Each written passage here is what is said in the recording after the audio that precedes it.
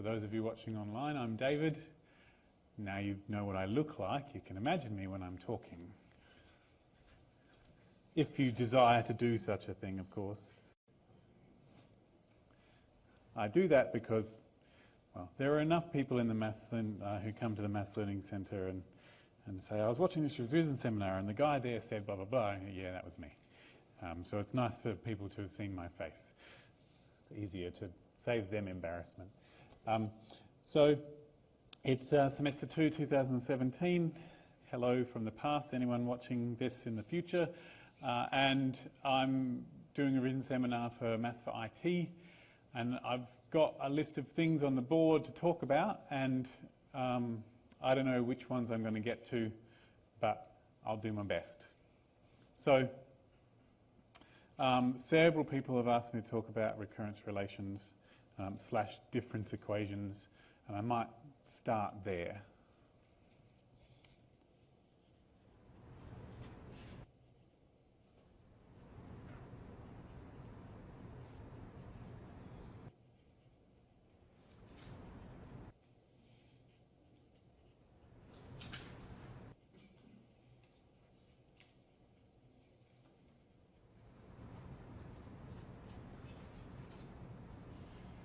Yeah, crap.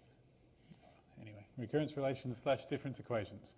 So, right, bear with me. This will not be in the same order. This is the order that I think about it in, and then we'll get to the actual bit of what to do in a minute. Okay, so this part of the course, which was quite late in the piece, we've only sort of just did that in the last couple of weeks, I think, of Maths for IT. Maths for IT's got a whole lot of random stuff in it, and I have trouble remembering where it is. So luckily, you don't have to reference what date things were on in your exam. So this is all about sequences.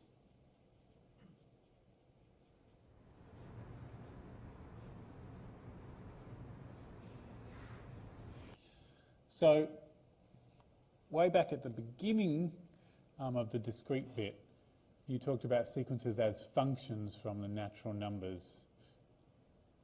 But you mostly think of them as just lists of things. And so you have sequences, for example, things like 1, 3, 5, 7, 9, 11, etc. Or 1, 2, 6, 24, 120, 720, etc. Or 1, 1, 1, 1, 1. Or even,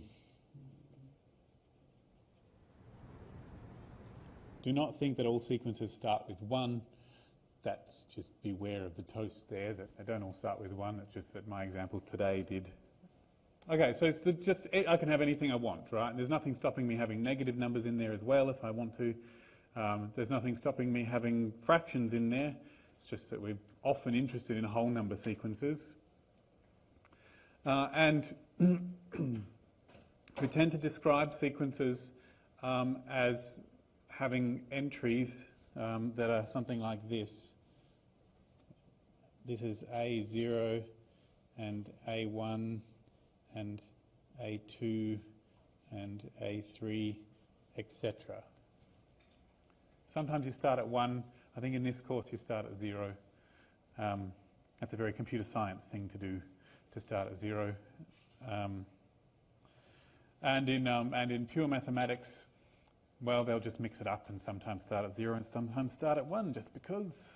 So, and there's nothing stopping you starting at 5 if you prefer, like A5 is the first one, but it seems a bit odd. But yeah, 0 or 1 is where you start. And, you know, somewhere out there where you've got like, you know, don't know where I'm up to, but they would call that AN. And you don't have to call it A, but it's tradition to use A. You could call it T or B or W or whatever you wanted, and that's sequences. So what we want is ways of describing sequences. And we have 2 main ways of describing sequences. One, actually 3, sorry. Any advance on 3? No, 3. Okay, so there are three main ways to describe sequences. So if you wanted to tell someone how to make a sequence, normally you have to tell them the pattern that's going on there, otherwise they're never going to be able to do it forever. So you have to describe the pattern that's happening there. Or you can have a formula that tells you exactly, if someone says you, what's the 15th member of this sequence, so you could plug it in a formula and it will just tell you exactly what that number is.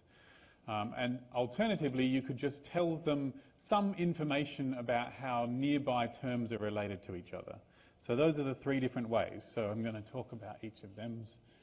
3 ways to describe.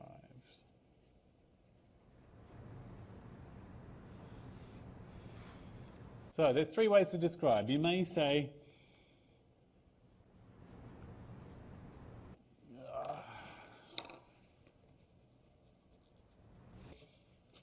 no, that I will write that actually.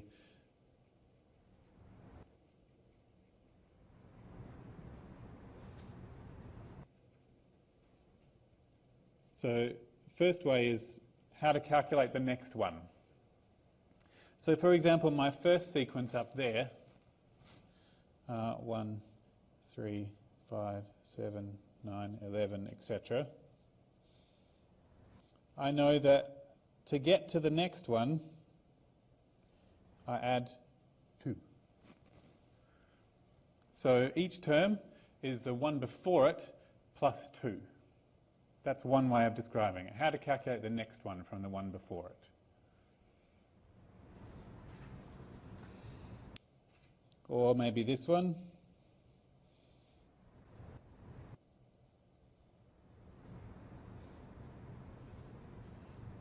I notice that to get from here to here I times by 2, and to get from here to here I times by 3, and to get from here to here I times by 4, and to get from here to here I times by 5, and so on.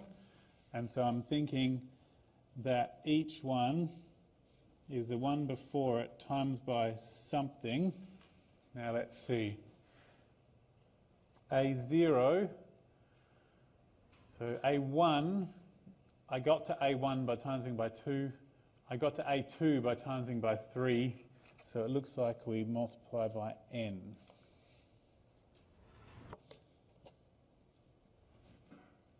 Right. I finished at A1. Crap. Just check that. A1 was produced by multiplying by 1 plus 1, which is 2. Yep. A2 was produced by multiplying by 2 plus 1, which is 3. Yes, okay. So that's my rule from getting from each one to the next one. And there's nothing stopping me creating rules that just say my classic rule, etc., which is that, you know, each one is the one before it plus the one before that. There's nothing stopping me doing that too. I can create each one by multiplying by adding together the 2 that are before it, and this is the Fibonacci sequence. Now these bits of information at the moment aren't quite enough to specify exactly what this sequence is. So an is equal to an plus minus 1 plus 2 could just as easily be 2, 4, 6, 8, etc. So I need to give one more bit of information to tell you what this sequence is, which is a starting point. Okay, but I'll get to that. Okay, this information that we have here at the moment is not enough to tell me, or to tell me the exact sequence I'm looking for.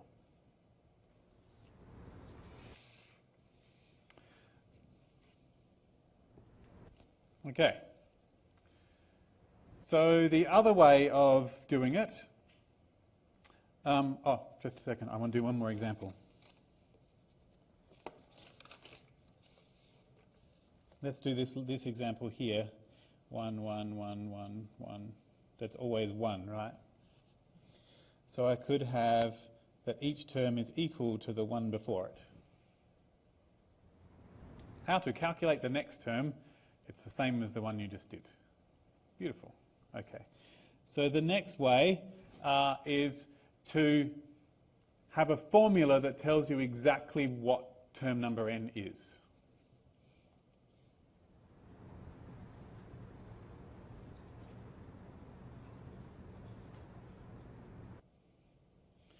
Okay, so you might have, for example, 3, 5, 7, 9, 11, etc. I could say that an is 2 times n plus 1. So that when n is 0, let's just check that this works. Check. When n is 0, I get that a0 is 2 times 0 plus 1, which is 1, correct.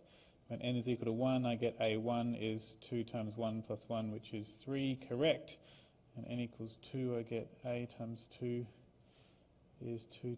A2 is 2 times, not a times 2, a2 is 2 times 2 plus 1, which is 5. It looks like it's going to keep working. Of course, I can't check them all, but it's a beginning. So that's a formula which tells you how to get whichever one you want. And so, for example, if I wanted to know the 17th odd number, I could go that a17 would be 2 times 17 plus 1, which is 35. Yes. Okay?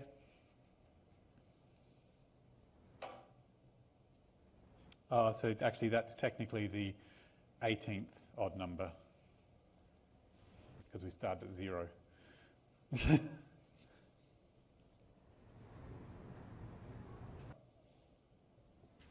Yeah. Yep, that's right.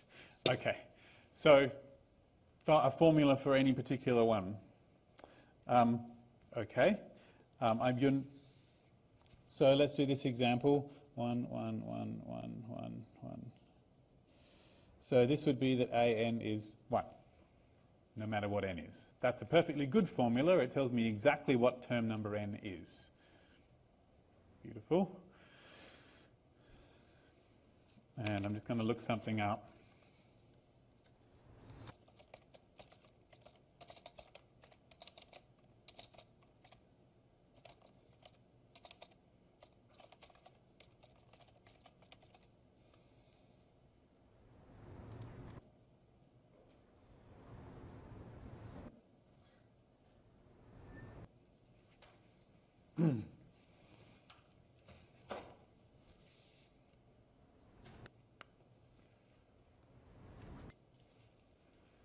So, and my last example, which you do not need to remember, but I just wanted to point it out.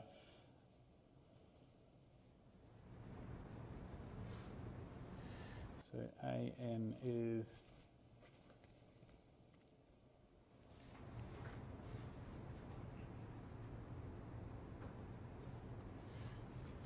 nope, that doesn't work.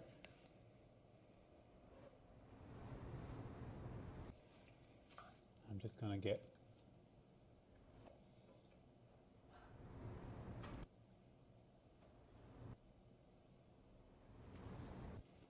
going to start this one at 0 if you don't mind, just so that I can use this formula. And the formula for this is, seriously?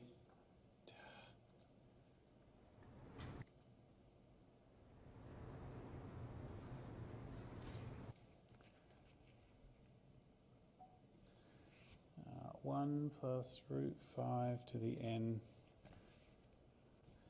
minus 1 minus root 5 to the n over 2 to the n root 5. Beautiful. So if you sub in n equals 0, you get 0, and if you sub in n equals 1, you get 1, and if you sub in n equals 2, you get 1, and so on. Doesn't look like it will, but it totally does. It's one of the magic of the Fibonacci sequence. Okay, so these are our two so far main ways of creating things. And then our third way is sort of like the first way of how to calculate each one from the ones before it, but it could also just be seen slightly differently, and to say some relationship between nearby terms.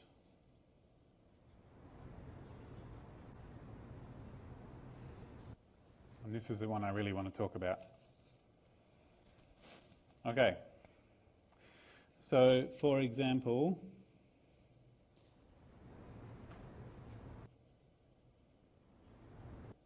okay, so we can write down a relationship between nearby terms if we want. We could say that an minus 1 is 2.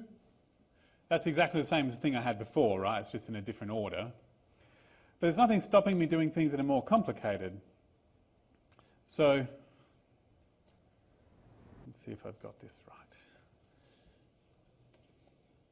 So I could do, for example, that an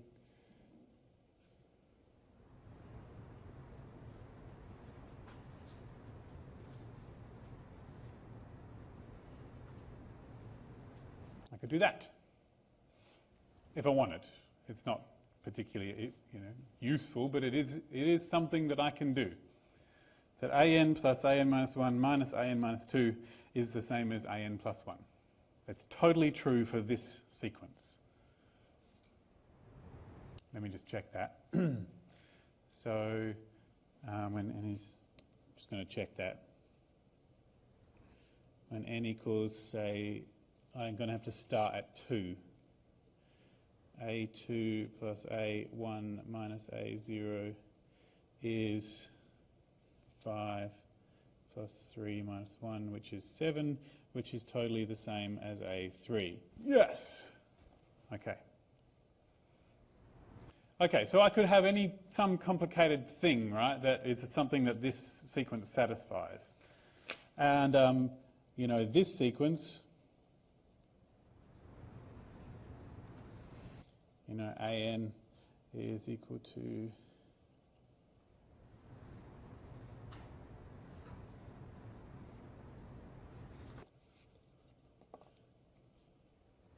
if I really wanted. Totally satisfies that equation. Not the simplest way of describing it, but it completely does, because they're all 1, right? So 1 is equal to 2 times 1 minus 1. Correct. Okay? So I can, for any sequence, come up with any number of crazy relationships between terms that are nearby to each other. Okay. Why do I care about this last one? And the answer is that my way of creating the sequence may have been to start with something like this. The situation that I'm attempting to describe may be easiest to describe like this. So when you do the towers of Hanoi, you get this weird-ass relation about how your different numbers of moves are related to each other, and it looks more like this than any of the other things. So you want ways of describing, you want somehow to turn one of these into one of these, because that's simpler. And even better, the best way would be to just have a formula that told you exactly what the answer was for a specific n. So our goal is to turn this, some relationship between nearby terms, or how to calculate the next one, into how to calculate whichever one we want. That's our goal. Okay.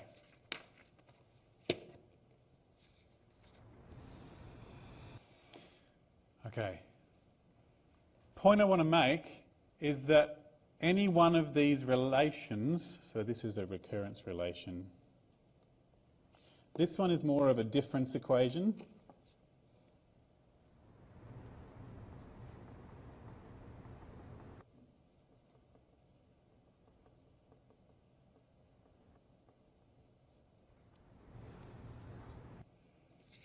And at the beginning, when we had our how to calculate the next one, that was more of a recurrence relation.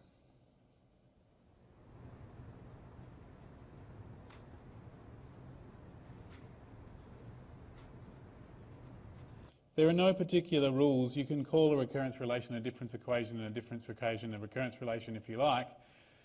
In my head, a recurrence relation tells you how the numbers recur, so it tells you how the next one is calculated from the ones before it. Whereas a difference equation is just telling you, what the difference is between previous terms. So it's a difference equation. So if it's not written as an equals, then it's difference equation. But if it's written as an equals, then it's more likely to be called a recurrence relation. Just so you know. It's a language thing. Okay, so we would like to turn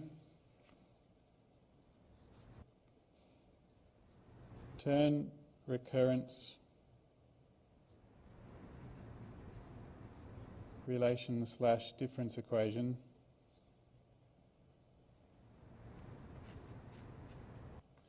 into a formula for term number n. That's what we want to do.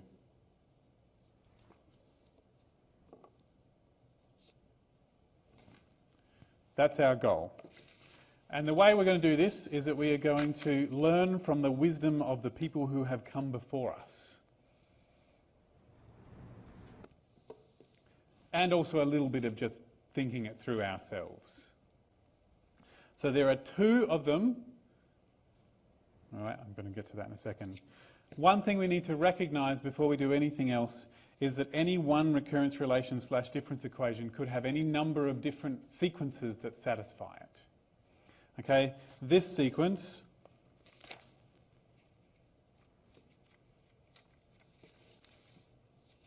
this thing here, any number of things satisfy that, including the sequence that is all ones. But other sequences might satisfy that too. In fact, I think my odd numbers satisfy that one. I think. So let's just check it. A2 is 2 lots of A1 minus A0. Yes, okay. This also satisfies that equation. So I'm just going to put that in, you know.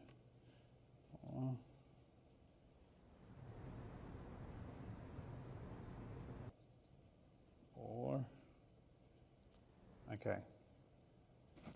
So any one sequence satisfies any number of different recurrence relations, and any one recurrence relation could represent any number of different sequences. You usually need a starting point in order to get to the rest of it. Right. So we're going to follow the wisdom of the people who came before us, and they have taught us that if I see a recurrence relation with constant coefficients, a linear recurrence relation with constant coefficients, then there are certain things I can do to figure out what the solutions are. So these are the only ones you've been taught to solve in this course. Okay. So, the most basic. There are 3 most basic kinds of sequences in terms of their recurrence relations. 1,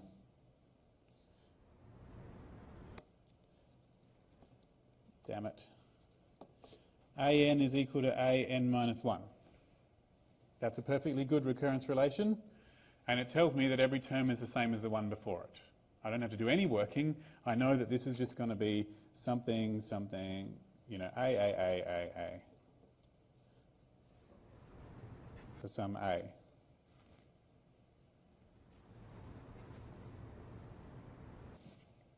So an equals, can I just change that from an a to something else? Because that's really distressing to just keep using the same letter.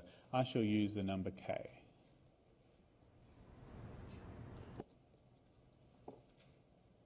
So an equals k. Okay, so if you see one which is an equals an minus 1, that just tells you that every term is the same as the one before it, and it's a constant sequence. Then there's this one.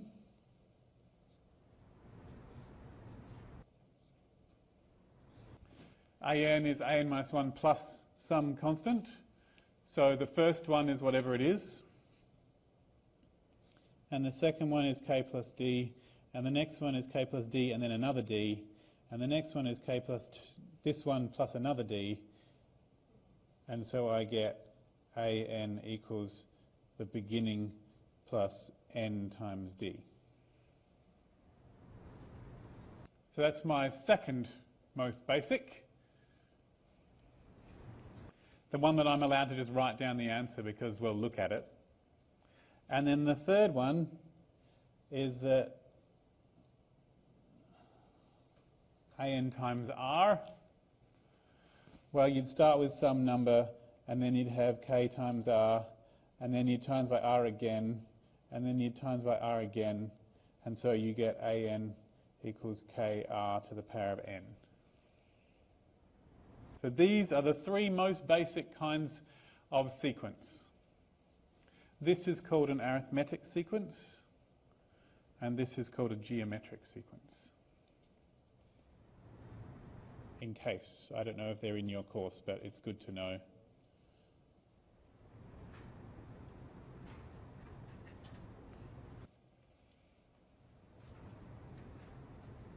Okay.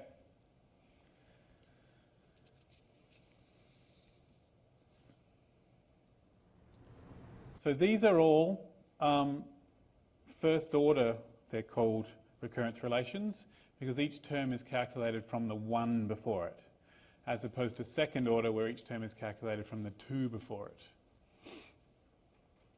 Okay? Beautiful. What happens if it's a combination of these two? That's an issue, because things will just get complicated. So it turns out, this is where the wisdom of the people who comes before us, it turns out that anything that satisfies a linear recurrence relation, its solutions will be of the form of a whole lot of these things added together, plus an extra bit. So that's the rules, okay? So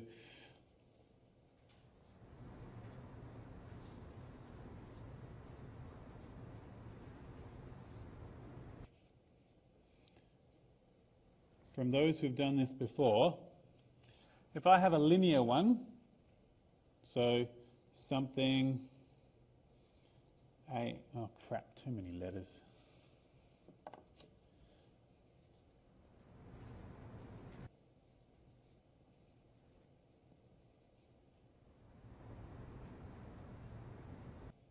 Something like that, where those B, C, and D and E are all constants. If I have something like that, then I expect the answer to be, no, sorry. You can tell I'm making this up off the top of my head. Okay, so if I have something like this, then I expect an will be something times something to the n plus something times something to the n. That's what I'll expect it to look like. The solution should look like that. And, even better, and if it's equals some constant there, then it's going to be this answer for when it was 0 plus a bit.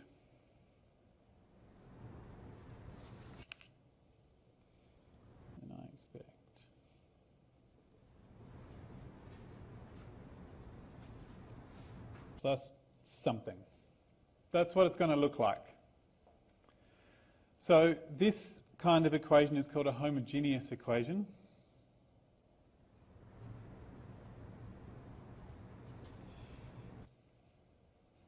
And this is not homogeneous.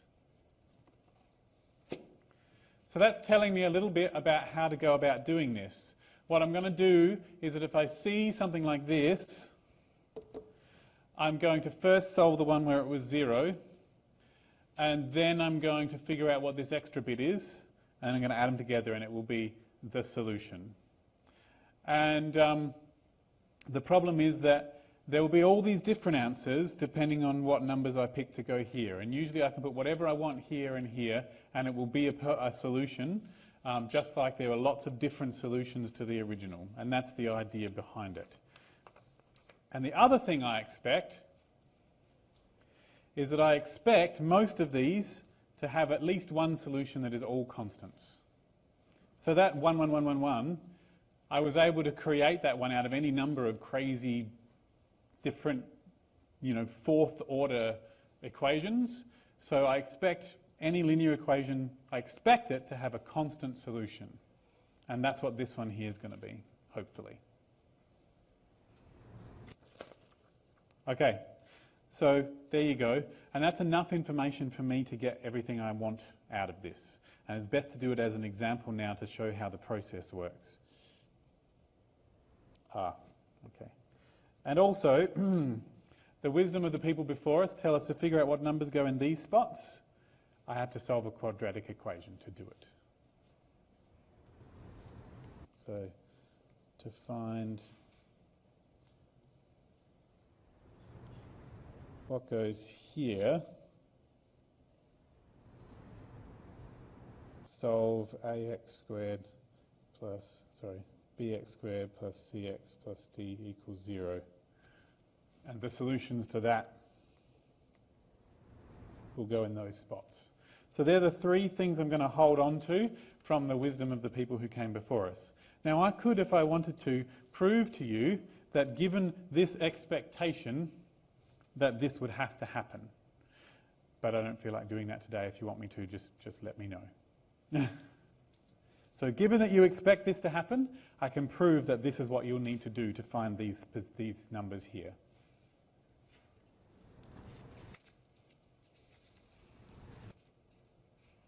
Okay. And the reason I would expect this to happen is because I can think of a whole, given any geometric series like that, I can think of a whole lot of linear recurrence relations that they satisfy. So since geometric ones tend to satisfy recurrence relations, I can expect that recurrence relations should have geometric series to satisfy them. Okay, so it works best with an example.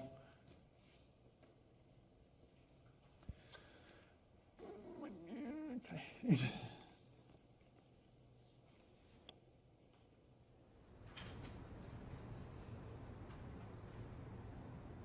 Am I going to cause myself a lot of pain by doing this? Just give me a second.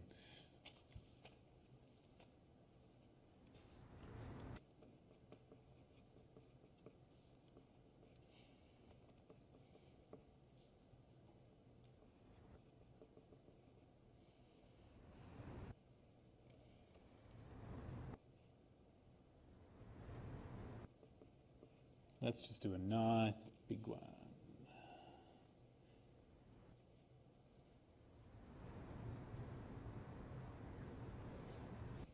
That's the one I'm going to do. 2 of an is 16, and I know everything divides by 2, so bear with me. 2an is 16 an minus 1 minus 30 an minus 2. All right, so what I want to do is I want to rearrange that in a format that allows me to do my quadratic equation. I can just run with it now. I just have to replace the an with an x squared, like the highest possible n with an x squared, and the next one down with an x, and the next one down with a 1. So if you saw one that had an plus 1, an and an minus 1, then you'd do the n plus 1 would be the x squared. Yep. Is that so that you don't end up having like x to the power of negative 2 and stuff like that? Yeah, you don't want x to the power of negative 2. Yeah. So, yep, it's not so much the an is x squared, you just want the biggest one. So it could have been this.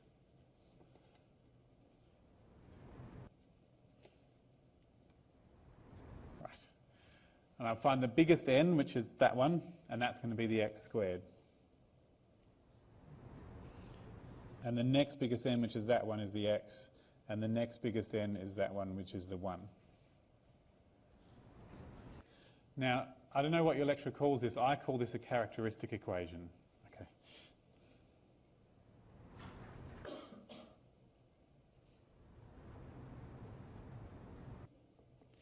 If you have studied Mathematics 1A, it is not a coincidence that when you do eigenvalues, that it's called a characteristic equation as well.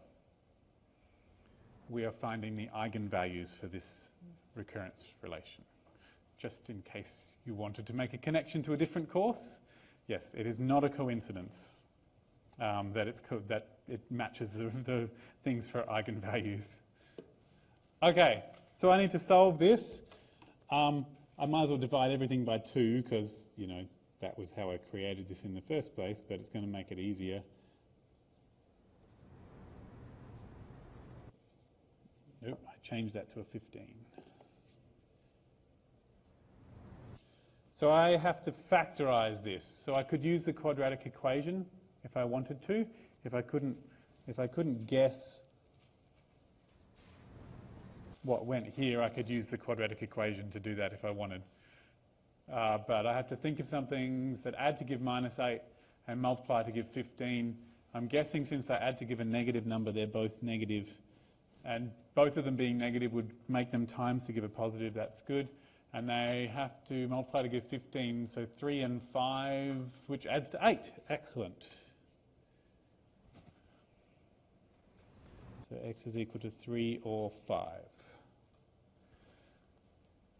And so then I expect my answer to be,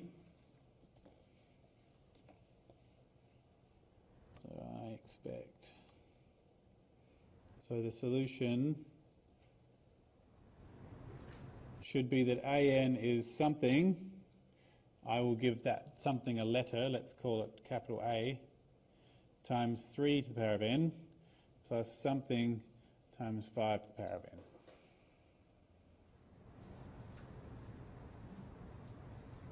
There you go. No matter what a and b are. So I could have 3 to the power of n minus 5 to the power of n, a half of 3 to the power of n, plus 2/3 of 5 to the power of n, whatever. But whatever numbers I want there, and it will certainly satisfy this. But what if it wasn't just this? What if instead it had like a +4 or something just there?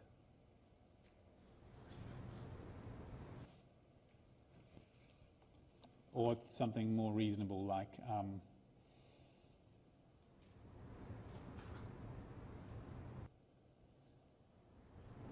15. Okay. So, cool. So that's it. That's the solution.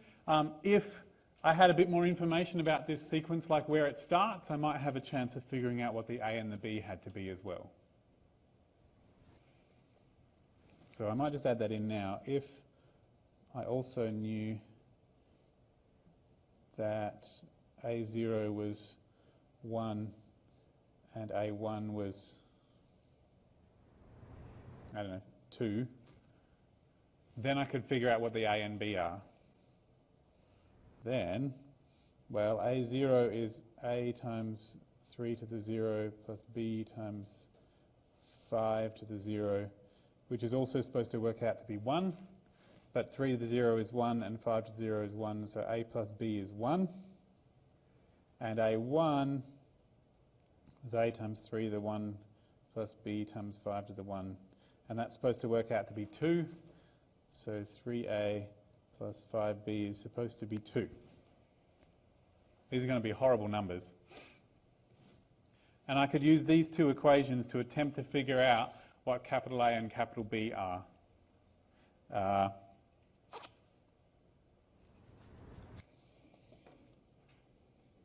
I'm just going to label this equation 0 and this equation 1. Because it's computer science, you don't start at 1. And I've got 3 lots of equations. 0 would be 3a plus 3b is 3. And then if I did this one minus that one, I'll have minus 2b is minus 1, so b is a half. So that was number 2. 2 minus 1. Yep. And so since b is a half, according to this equation, a will have to be a half as well.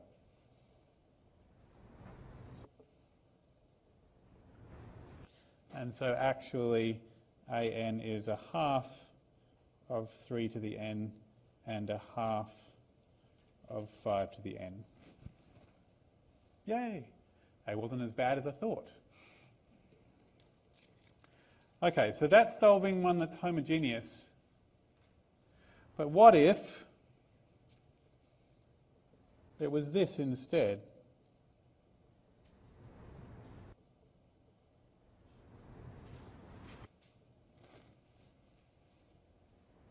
think 15 is the right thing to put. Yeah, we'll see what happens. What if it was that instead? It's exactly the same except there's a constant floating around in there. Well, in that case, well, the wisdom of the people who came before me says that I should attempt to solve the one that doesn't have a constant in it. So see, this bit doesn't have an n in it. It doesn't have an an in it. That's the important bit. I'm going to pretend that that's not there. Okay? So solve instead 2an plus 1, the homogeneous one.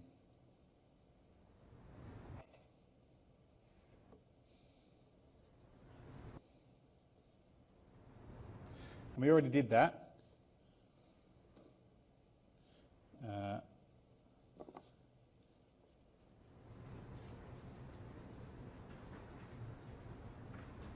Like that. Just ignore that bit where I did the earlier terms because I didn't have that information for this new question. Even if you did have the information of the earlier terms, do not solve the homogeneous one with those earlier terms, with this extra bit here. Even if you have this information, never solve the homogeneous one with that unless it's the only equation you have, because it won't work. So, okay, so we did that earlier. Here's one we prepared earlier. We've done that one. So we get, you know, we end up here. That was me doing my working in the middle there. It's like, okay, so, right. My wisdom of the people before me says that I should get this answer and I should add a bit on the end. Now, I think your lecturer puts like a bar on top of the A when they're doing the homogeneous one. Just to remind you that it's a completely different equation that talks about a completely different sequence. Okay, the solution to this sequence, the solution to this equation is a completely different sequence than the one you're actually looking for. You're looking for one that satisfies this equation.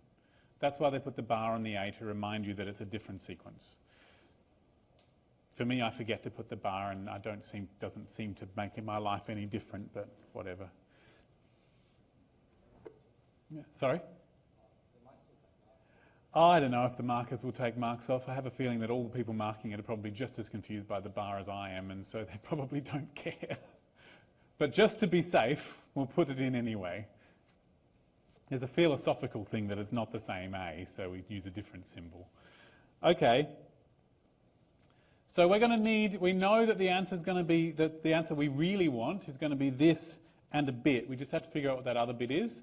And that other bit is any one solution to our original equation. They call it a particular solution. Okay, they call this a general solution because it covers a whole lot of different sequences. So I just don't give it a name when I'm writing it down, I just run with it. Okay, so we've solved instead the homogeneous equation. This is the solution we get. We just need to find one particular solution to the original.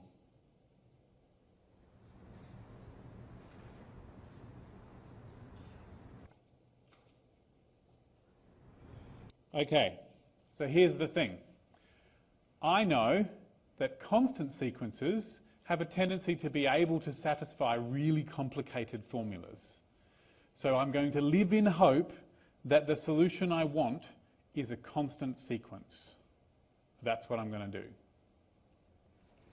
So I will not use the word hope, but that's what I would do if I was doing it for myself. I would say, let's hope that an equals this. But I'm going to suppose that's the mathematician's word for hope, that an is equal to some number, some single number, and it's always the same number. Now, your lecturer has the tendency to call that number A star. That's going to freak me out. I'm just going to call it K.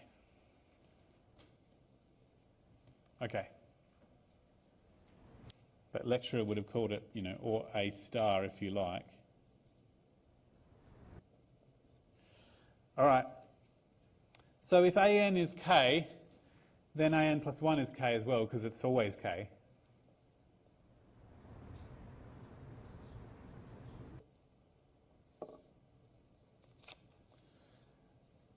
and it's k, k plus 15. Because it's always k, so they're all k.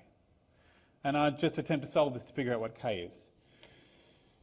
So let's see, we've got 2k minus 16k plus 30k is 15.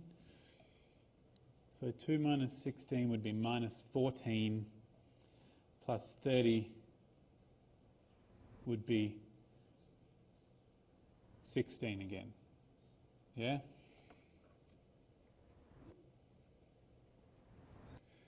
So k is not pretty, but there it is. Did that work? Yeah, 32 minus 16 is totally 16. Okay. I did that deliberately so that I could do the calculation easier. Okay, so this says that if AN is equal to 15 over 16, then this recurrence relation will produce a sequence that's always the same. It'll work. So AN equals 15 over 16 is a solution. Therefore, all solution are AN equals the solution we found before for the homogeneous one and the particular single solution that we just found. And they call this the general solution. So you're saying AN equals the characteristic plus the second? Yep. So you find this AN bar, then you find just any one solution, hopefully a constant one, and then you add them together. And that's the answer. That's all of the solutions. Yep. There are situations in which supposing that AN is a constant is not going to work. I'll find one for you. Let me find one.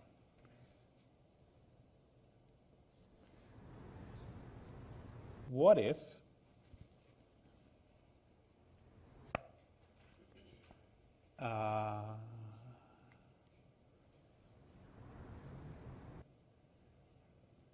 I just have to think backwards to do this.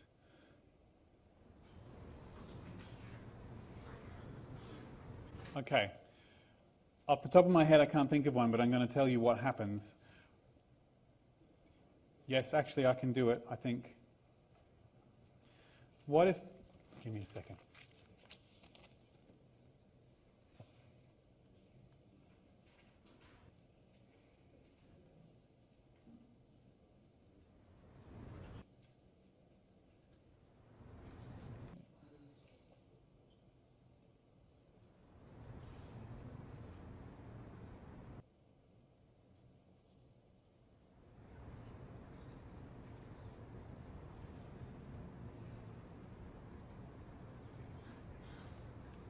What if it was this one?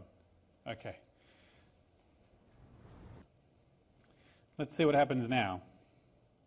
Oh, I should say before I move on to this that if it's a single order one, like if it was only AN plus 1 and AN, if it only had two different ends that were one apart, you could still, if you wanted to, do the exact same process, but instead of only having two of these, you'd only have one.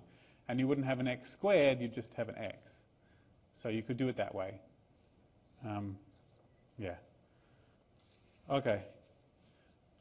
But I will label this when I put it online as specifically second order ones. Okay. So what if it was like this? So then we're going to do what what the people who came before us suggest and do the homogeneous one.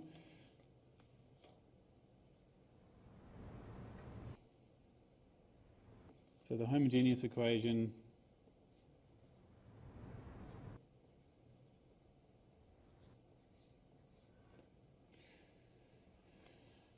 okay, and so we're going to have like, so let's see, x squared for the biggest one, x for the next one, and constant for the next one.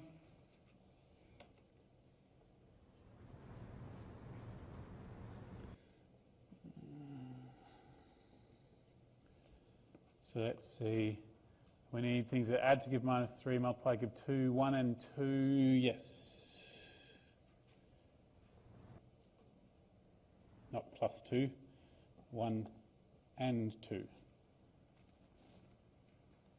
That doesn't look like a 2 at all, sorry. See, I told you my writing wasn't any worse than yours. And so the solutions I get for this are that something times 1 to the n plus something times 2 to the n. But look, 1 to the n is just 1, no matter what n is, and so we get that.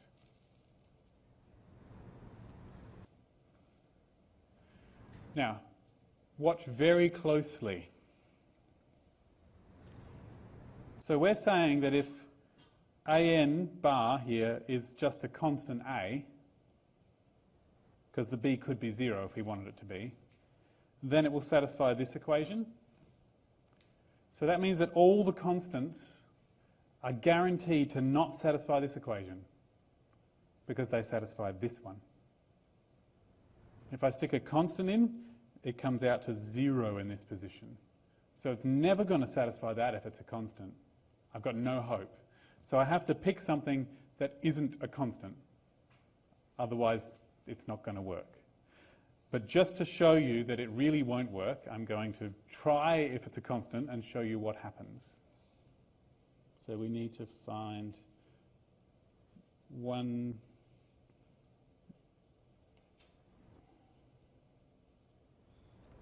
particular solution to the original. And suppose an is a constant, right? Okay, so I'll go back to my original equation.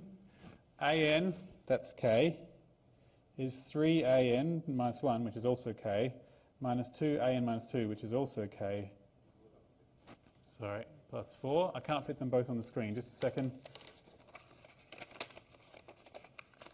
Right.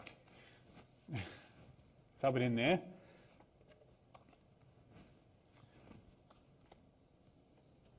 K equals k plus 4. 0 equals 4. Oh no, there's no solution.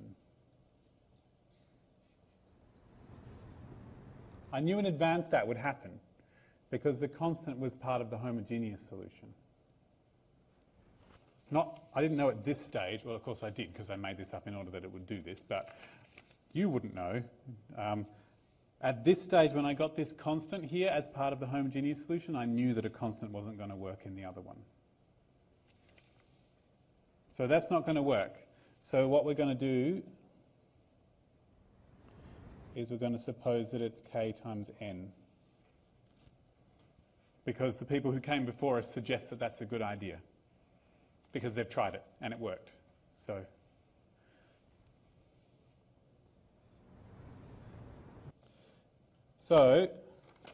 let's compare.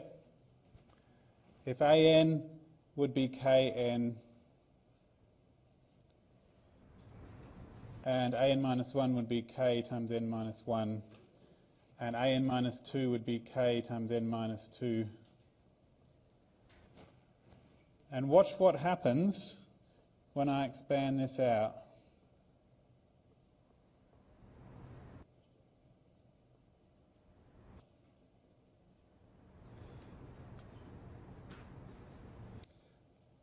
Three kn minus 2 kn is kn, which cancels out with that kn, and they all go away.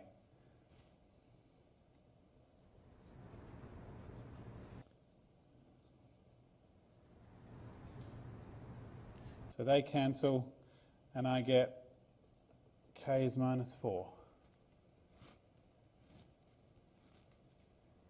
So when you do this, all of the bits that have k times n, they'll all disappear. And so therefore I get that my particular solution is minus 4n. And so all solutions is a solution.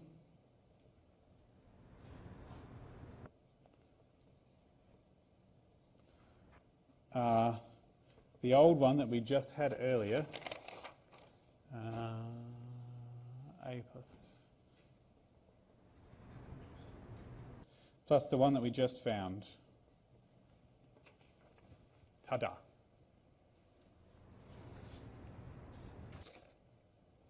There's a whole thing in the notes which tells you exactly what coefficients to look for and whether they add together to make 0 and stuff in order to tell whether that's going to happen. But by the time you've done the homogeneous solution, you normally know what you should be doing.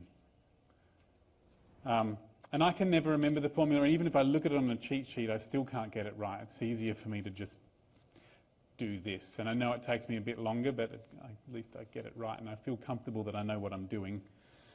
So there's one more situation that might happen. It might happen that the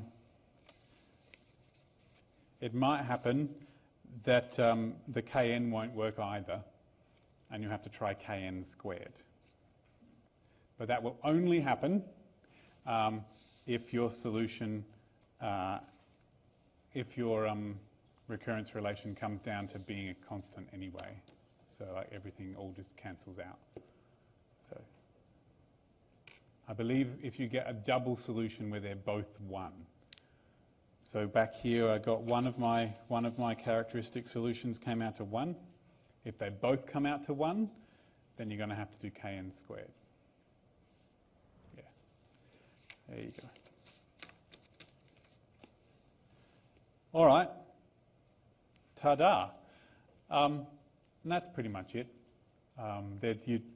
After this, if you had some extra conditions like you were told what A0 and A1 were, then you could figure out what the capital A and the capital B are.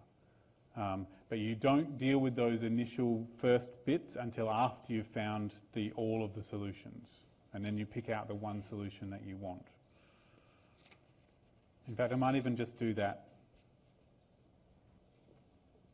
So what if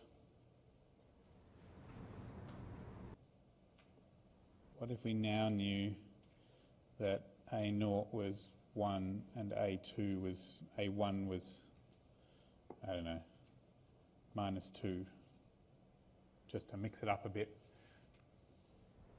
Well, then you'd go, well, A0 is A plus B times 2 to the 0 plus -4 times 0,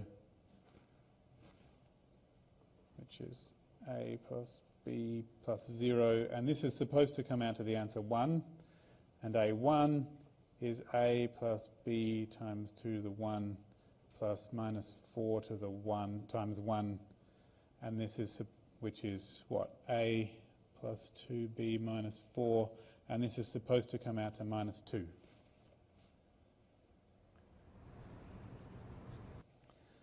So what have I got? A plus 2B is plus 2 if I add 4 to both sides. So let's call this equation 0 and this equation 1. If I do equation 1 minus equation 0, I'm going to figure out what B is. So A minus A is 0, 2B minus B is B, 2 minus 1 is 1. And then from equation 0, if B is 1 and A plus B is 1, then A has to be 0.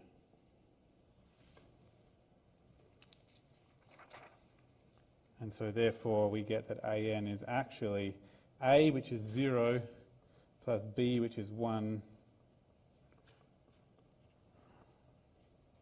And so I just get 2 to the n minus 4n. Yay! There's nothing stopping one of them being 0. Which makes me very happy that I just randomly chose these numbers because it allowed me to make that point. Okay. Any other questions about difference equations, recurrence relations? Cool. Yes. So don't forget that you are always allowed to follow the wisdom of those before you. And trust that what they discovered is worth doing. It's never a bad plan to try and prove it to yourself or ask someone to prove it to you. But in the, when you're under time pressure, you don't want to have to go proving it to yourself in order to believe it so that you can use it. But you do want to have enough to fall back on in case you're so stressed out you can't even read your cheat sheet. So, though to be fair, your cheat sheet is supposed to be dealing with what happens if you're so stressed out you can't remember. So, yeah. All right. What else is, where are we up to? Oh, wow, okay. What else is on our list of things to do? Going to cross some stuff out here.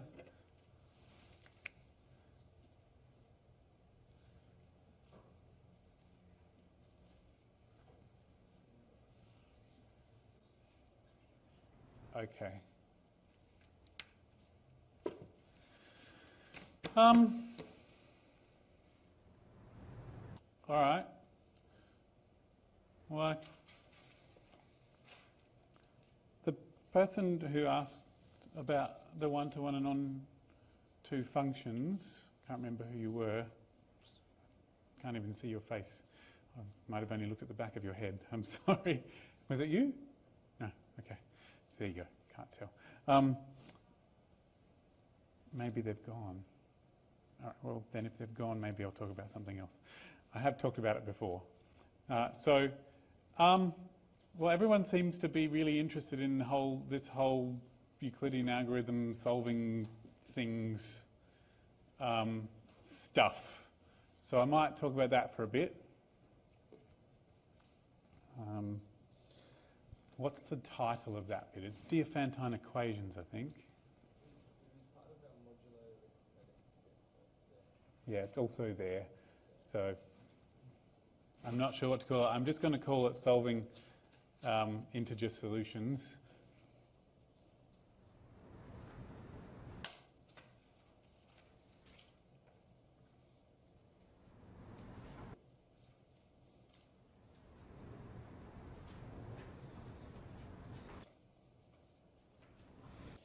Okay.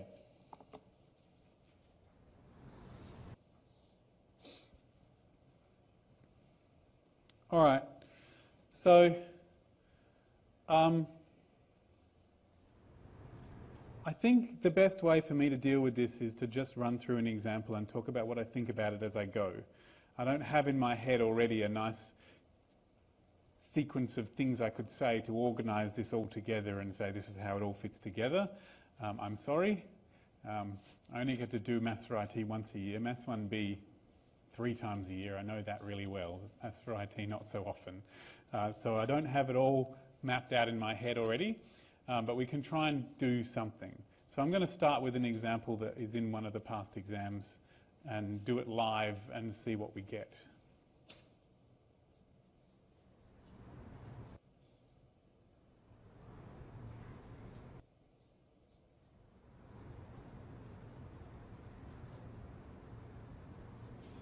Find all the integer solutions to 573x plus 111y equals 60.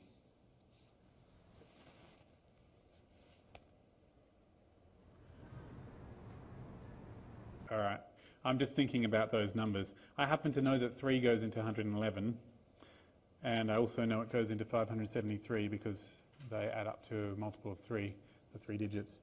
And so I could divide everything by 3 now if I really wanted and get a better equation, but that's probably not what's in your lecturer's head, so I'm going to run with what I've got here. Okay. Yeah, I know that 3 goes into all of those, so my first instinct would be to divide everything by 3. But I'm going to run with what was probably in the lecturer's head at the time. If you, in your exam, notice that 3 goes into everything, just divide it by 3 and then your equation will be simpler. So it's not the worst thing. I might even try that method later and see what happens. Okay. So here's the thing. If I'm doing integer solutions, it's all about, there is not really such a thing as division for integers. I mean, there is, but only if the number goes into the other number. If one number doesn't go into another one, there isn't really such a thing as division. There is multiplication and a bit left over. So that's what this remainder thing is. So way back when you were very small and you learned about division and you'd say, you'd say, all right, well, I have 16 lollies and I have to share it among my 5 friends, so everyone gets 3 and there's 1 left over. That is a division situation, but really it's more about multiplication than division. So that's good to know. So if there was only one of them, I'd be dividing, right? I'd be trying to divide by 111. But since there's 2 of them, I can't divide by them simultaneously, so I've got to find a different way of dealing with this. And it turns out that given any 2 numbers, it's possible to do a combination of them like this to produce their greatest common divisor. And this is the theory that this is based on, solving this equation. So I know it's possible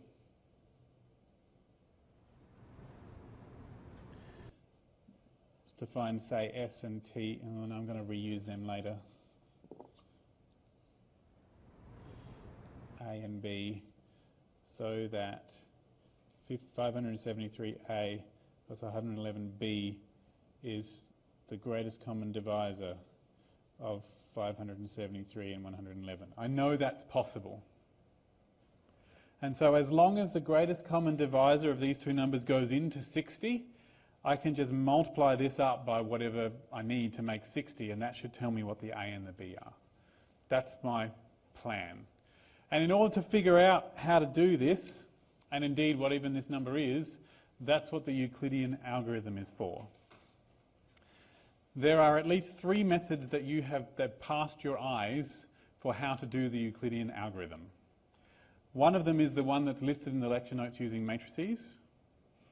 One of them is the one that the lecturer did as a full example, and the other one is like the quick version that the lecturer apparently did, which I have learned today, thank you. Which I have to say, both of those 2 second ones are way better than the matrix one. I'm sure the matrix one is like programmably easier in a computer, which is probably why they've done it in Maths for Information Technology, but I still can't remember it. So, yeah. It goes like this. To do the greatest common divisor, I should be attempting to find a number that divides into both. But I know that if something divides into both 573 and 111, then it divides into 573 minus 111 as well. And it divides into 573 minus as many 111s as I need to get the smallest answer I can. So that's what I'm going to do. I'm going to keep taking off as many 111s to make the answer as small as I can, and then I'm going to find out how many of the greatest common divisor go into them. I'm going to just keep doing that until I get down to the greatest common divisor. So this is my working. I'm going to do the way I remember, and then I'll attempt to do the quick way. So let's just do the Euclidean algorithm.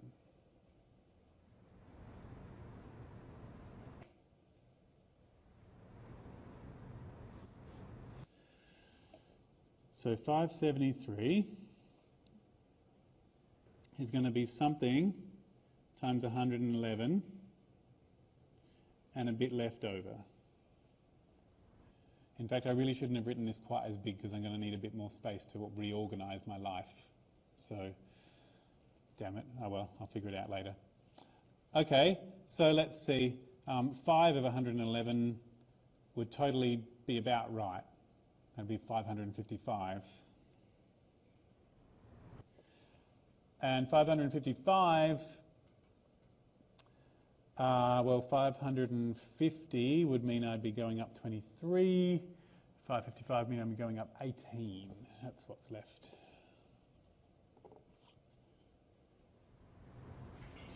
I'm just going to check. You are allowed calculators in this exam, aren't you? Okay, good. Oh, scientific, that's fine. We can deal with scientific calculator.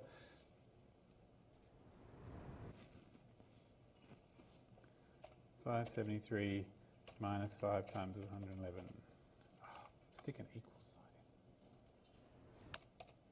in. 18, I was right. Okay. Good. And now what we'll do is we will just ramp this up and we'll use these 2 numbers instead. So I'm going to just change my symbols here. I'm just going to put this one in a circle. So 111 is something times 18 plus a bit. Well, 18 is like nearly 20, and 5 20s would go into 100. So I'm thinking 5, possibly 6. So let's just see. 5, I do actually have a calculator.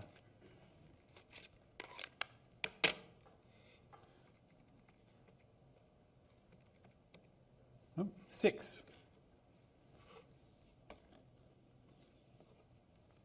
So 111 minus 6 times 18 is 3.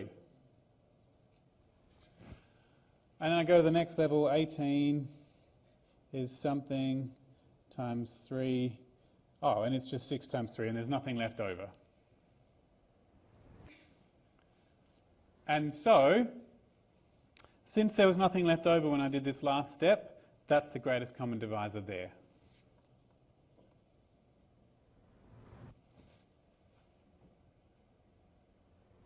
Cool. Right, I'm going to take these equations, I'm going to write them backwards starting at the bottom. So this 3 is 111 minus 6 times 18. You saw that I actually did that calculation in order to check my answer. I did it in my calculator. I did 111 minus 6 times 18. So that's what I'm going to do. So let's see.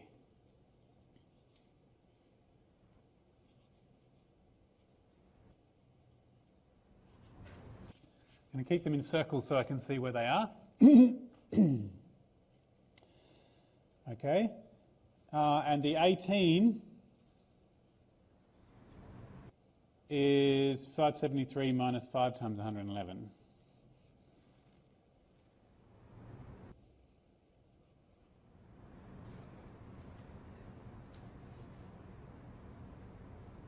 Like that.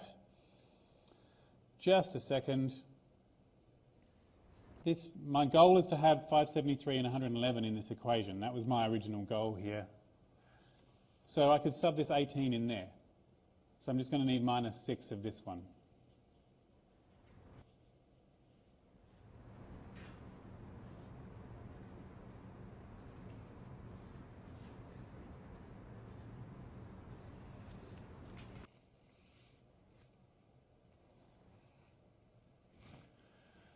And so my 3 turns out to be 111. That's minus 6 times this. I'll just pop that in. Minus 6 times 573 plus 30 times 111. And so I've got 31 lots of 111 minus 6 times 573. Okay. The reason I put these things in circles is so that I can... that's got like 4 ones. Sorry about that. The reason I put these things in circles is so that I can keep track of which things are the numbers that I wanted, but my original numbers in my formula, and which things are my x and y. Okay, but what I want is this to come out to 60 in my original equation. So I just have to times everything by what? 2, which would get me to 6, and then 10, like 20. So times by 20. I'm going to get 60 is equal to 620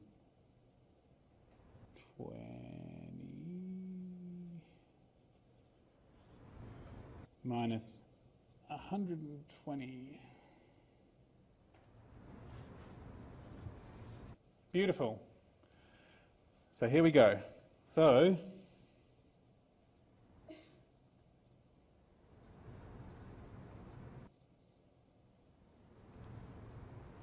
let's see, the x goes with the 573, that was minus 120. And the y goes with the 111, that was 620 as a solution. We've found one solution. There are, in fact, infinitely many solutions.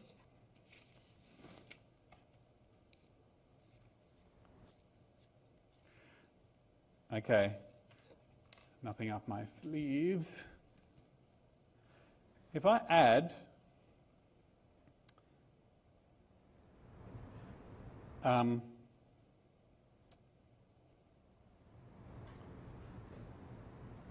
$573 to this number, that'll be adding on 573 times 111. And if I add 111 to this number, because there's a minus, that'll be subtracting 111 times 573. So it will still come out to 60. So if I add multiples of 573 to the one that goes with the 111, and if I add subtract multiples of 573 to the one that goes with of 111 to the one that goes with 573, it'll still come out to 60. Only, of course, I don't have to add those big numbers. I just have to add whatever because of the greatest common divisor, I need to do like, I can take the greatest common divisor into account. So just let me do that. So 573 divided by that greatest common divisor that we just did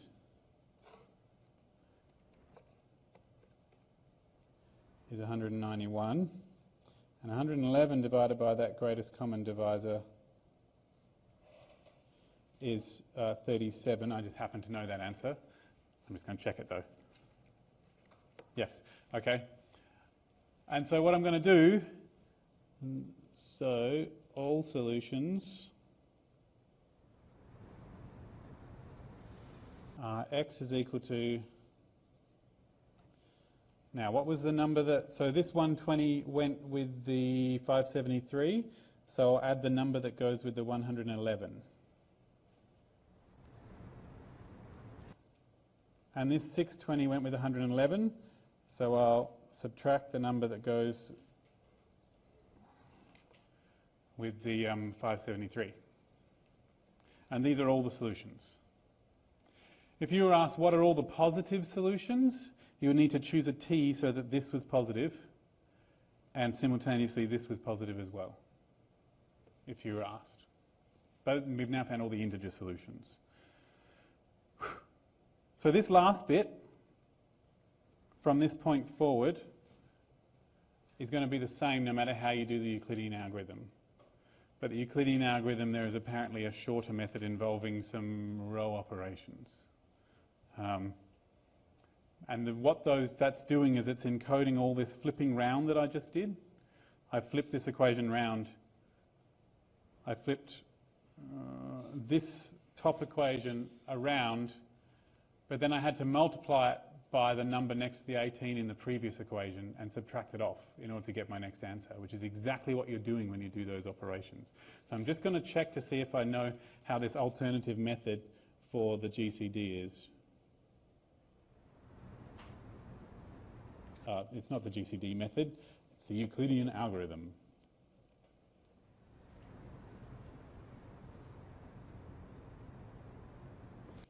So I take my big number and my small number, and I do this. And I figure out how many times this goes into there. I still have to do that part, and what's left over, I still have to do that bit, don't I? So my 573 is 5 times 111 plus 18, was it? I still have to do that part. And then what I'm going to do is I'm going to put 18 as the next number. Yep. And I'm going to go, well, basically what I'm going to do is this operation. The new row 3 is row 1 minus 5 of row 2. I mean, that's essentially what I'm doing. I'm rearranging this equation in a literal sense. So that comes out to 18. This minus 5 of that is, no, this minus 5 of that is still 1, and this minus 5 of that is minus 5. And then I do the same trick again. I'm going to get my 111 was 6 times 18 and 3 left over. So 3 is my next answer. And I'm going to take off this minus 6 of that. So this minus 6 of that is minus 6. This minus 6 of that is 31. And look at that. There's my 31 and minus 6. So I reckon it would be useful to go to just keep track of what's going on there, which one goes with which. It goes down here and across there. And so it turns out that because the 18 goes into 3, we can stop now. So that minus 6 times 573 plus 31 times 111 is 3. Okay. This is nice. It's very pleasant. I like this. But I would recommend, if you're doing it, putting this bit in and not doing that part in your head.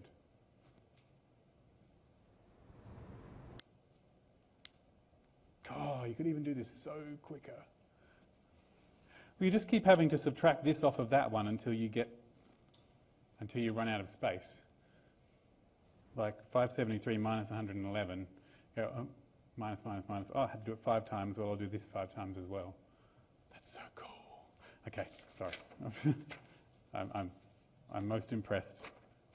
I've never seen this before until today, so it's kind of exciting. I think you do run into some difficulties. I don't know. I didn't get an answer for that.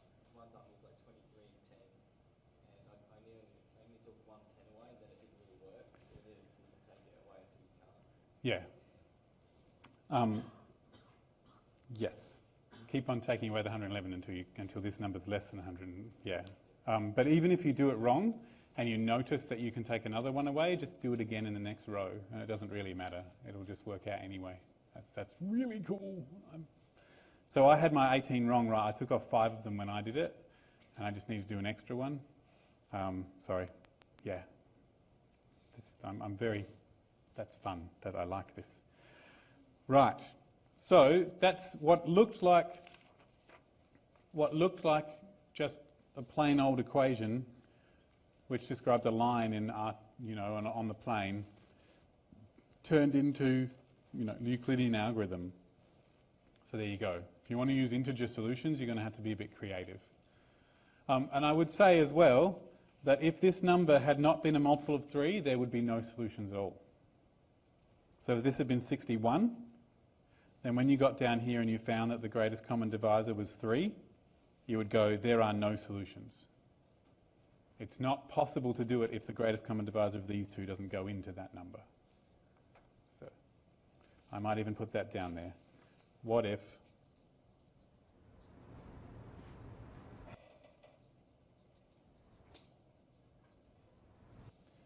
so when you find that the GCD of 573 and 111 is 3, you can say, well, 3 doesn't divide into 61, so there's no solutions.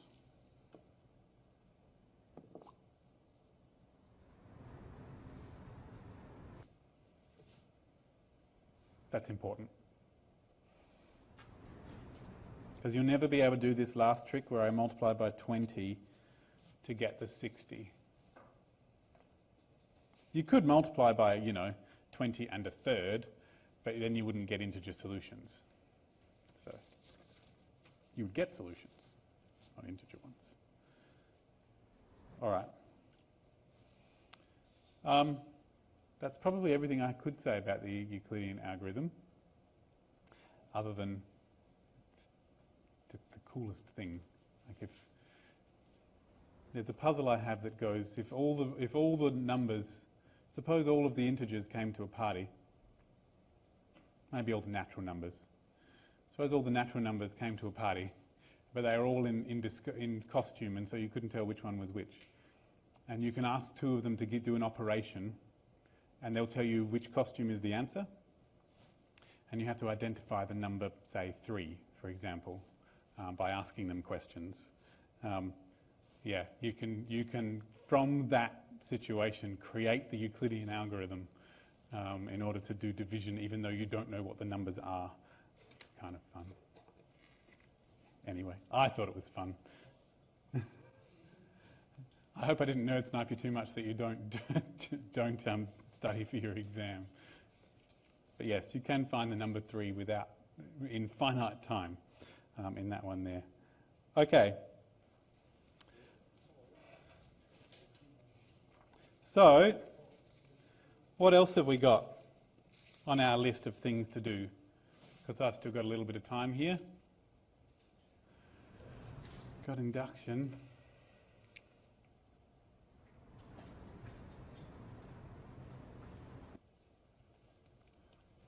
I've got a probability thing. Does anyone want to talk about probability?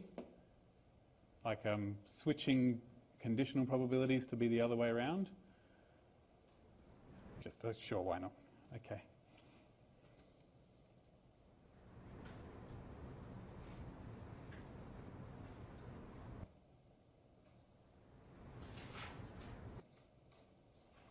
Okay.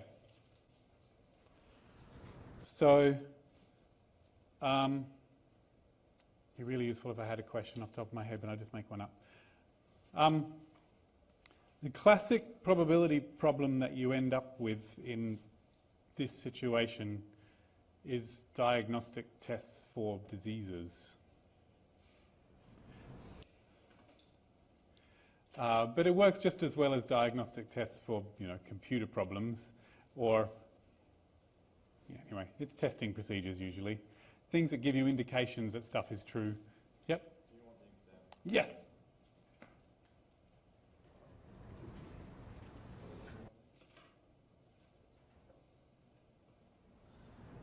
But I will talk generally about conditional probabilities.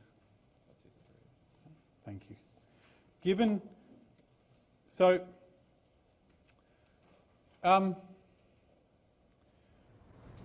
It's almost never true that you only know one thing about an object. So in probability, you have like an object which might be a person or a book or a playing card or whatever it is. And it's almost never true.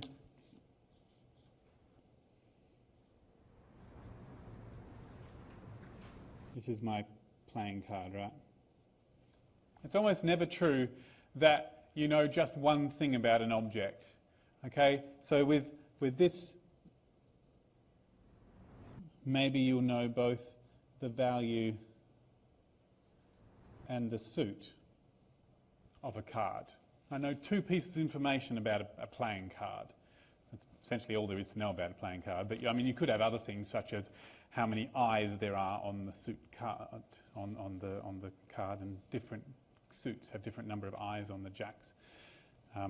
So there are things you could know, but you know, there's the value in the suit. You know two things, and if you randomly pick a card and you know its value, then you have a chance of figuring out what suit it is, and vice versa. They're independent of each other, those two things. But those two bits of information may or may not have a relationship between them, and I might be able to figure out information about one from the other. Not with playing cards, sadly. But if I removed like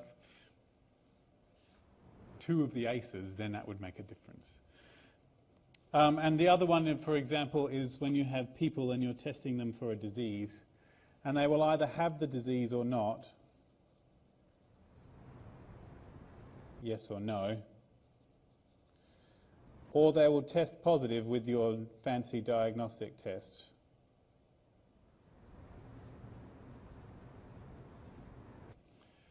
And usually if you have the disease, you have a better chance of testing positive. That would be good. And if you don't have the disease, you have a better chance of testing negative. That would also be good. But it's not always impossible to get a positive test if you don't have the disease, and vice versa. Pregnancy tests are the same deal. They don't always come up positive if you are pregnant, and they don't only come up positive only when you're pregnant, but they're pretty good these days. So these are related to each other. With the cards, they're not. Telling you what value it is doesn't tell you anything about what suit it is. And I tell you, I've got an ace, and you have no idea whether it's a heart, a club, or a diamond, or a spade.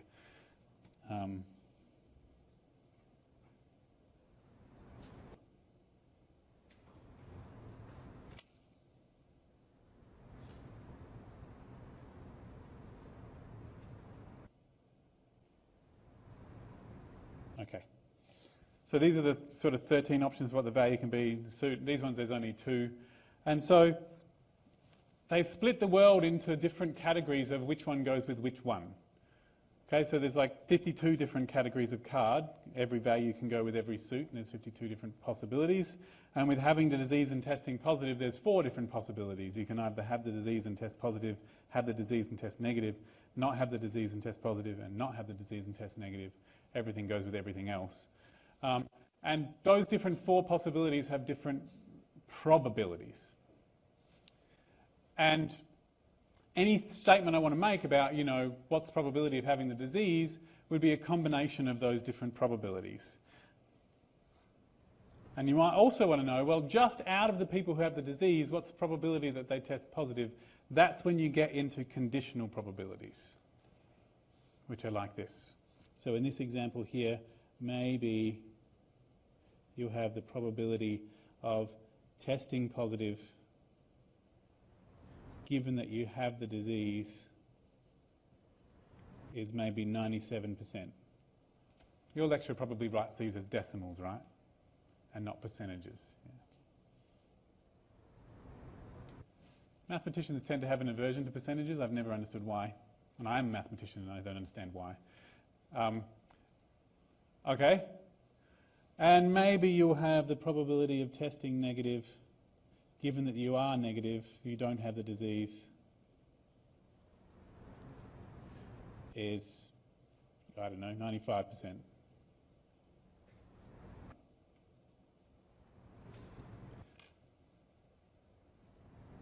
Okay?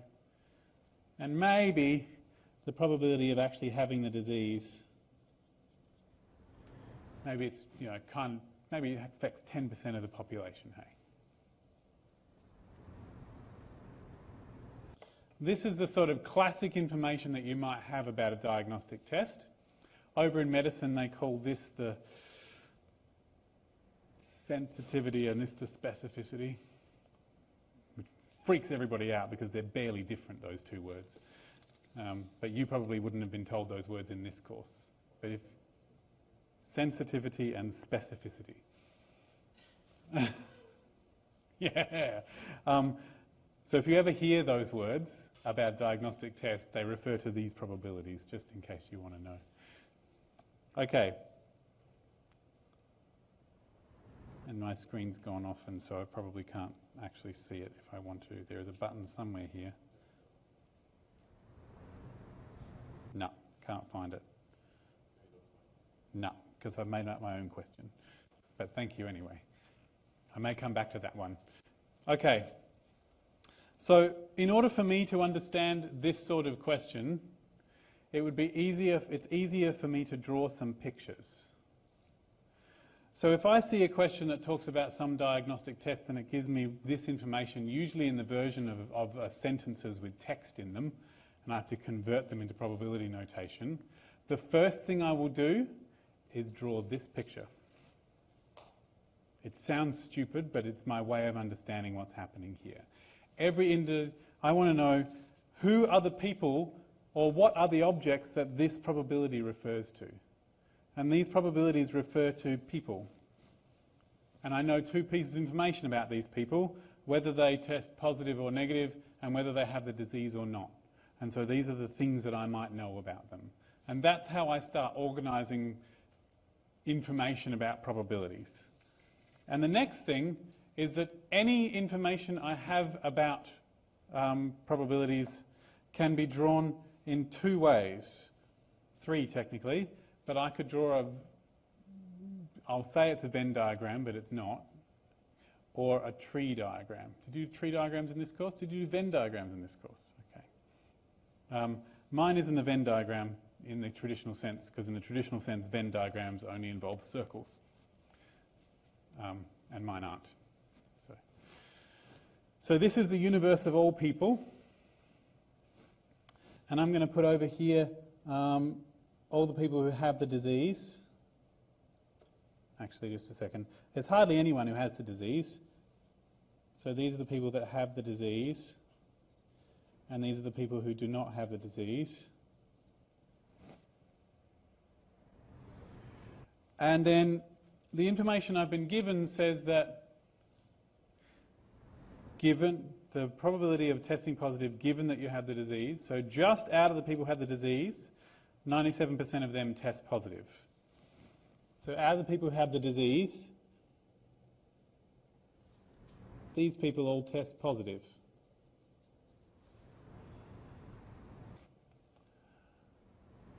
And out of the people who don't have the disease, 95% of them test negative. So there's hardly any of those guys that test positive. This is my picture here.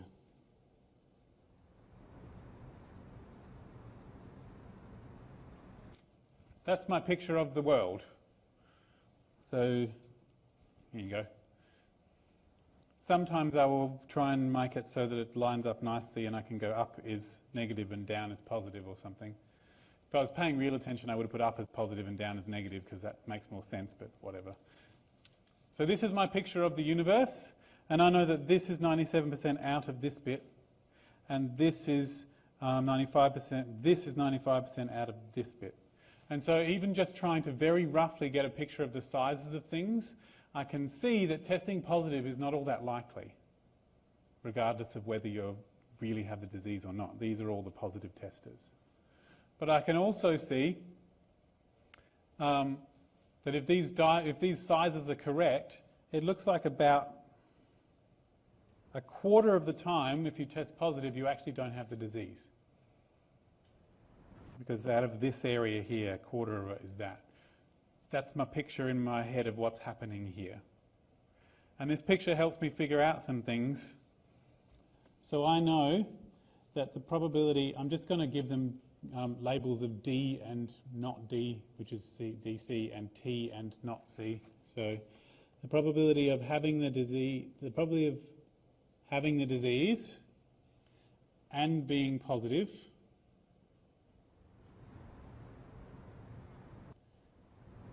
let's say D is the event that you have the disease, T is the event that you test positive. Okay, so this corner here is testing the disease and having the disease and testing positive. That's this corner just here. Just for the purposes of my diagram, I am going to draw it. That's what this bit is. So that's not having the disease given that you know you've tested positive. It's just randomly picking a person who's in both of those categories. That's what we're talking about here. And so I know that this area here is 97% of the people who have the disease, according to this information here. So I'm imagining how to get here. First, I have the disease, and then out of the people who have the disease, I test positive. So 10% of the people have the disease, and then out of that 10%, 97% of the 10% test positive, which is a nice easy calculation for me to do in my head.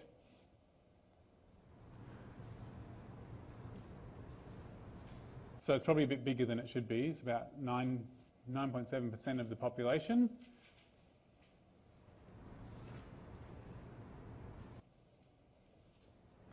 The probability of having the disease and testing negative.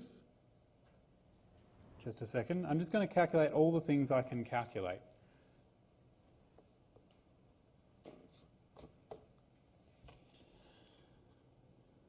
And in no particular order, I'm sorry. What about the probability that you don't test positive given that you have the disease? So I know that that's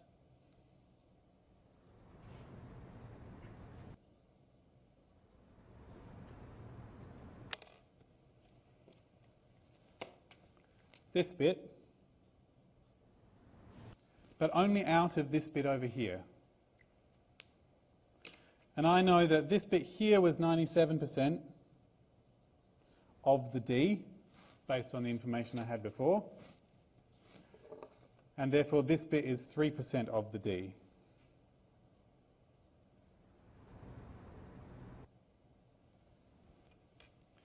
My main failing in this is I do most of this visually, and so I don't tend to write down my exact working. Most people marking this exam will hope that you write one minus thing. But that's just me figuring out the rest of the 100%. Okay. So I have two ways, if I want, to figure out what this bit is out of the entire population. If I wanted to, I could figure out what the probability of having the disease and testing negative is in two different ways now. I could either reason it out that having the disease and testing negative, well, if this bit here is 10% and this bit here is 0.97%, then this bit here would be whatever's left out of the 10%. That's one way of doing it. I could think of it as saying, well, it's the probability of having the disease minus the probability of having the disease and testing positive. That's one way of thinking about it.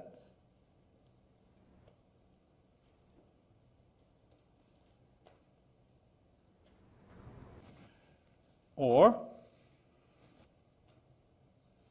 I could think about it as first I have the disease, and then out of the people who have the disease, I test negative, which would be 0.10 times 0.03. I have two different ways of calculating that. The point being that bits of my diagram that are separate to each other, I can just add them together to get what I want. So that's one way of thinking about these things, is to think about diagrams of this kind, like essentially a Venn diagram. But the other thing that you noticed me doing, hopefully, is that when I did this calculation, I thought about this as locating within a particular region and then another one within that. I found the D's, and then within that I found the TC's. And that's what a tree diagram is. It tells you the story of how to locate somebody.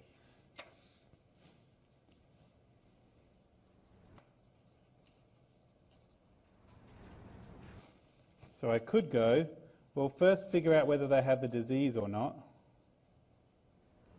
and then figure out whether they test positive or not.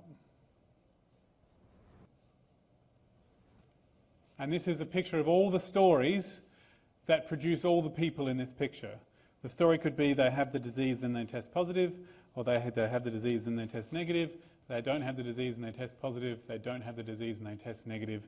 That's all the stories that produce the people in this, who live here in this land. And I've already been talking about those stories. I know that having the disease is 10%, and not having the disease is 90%.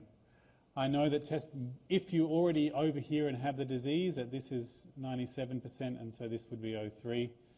I know that if you don't have the disease, this is 95%, and so this must be 5%.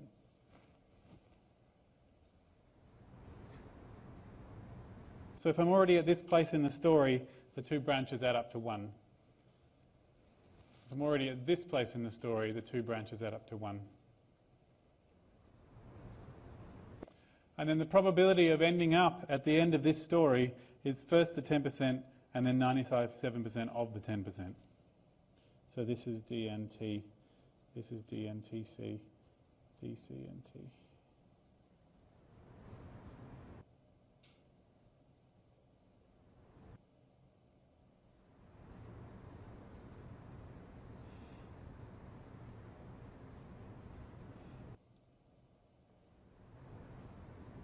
So whatever all those answers are is whatever these things add up to. 0.097, 0.003.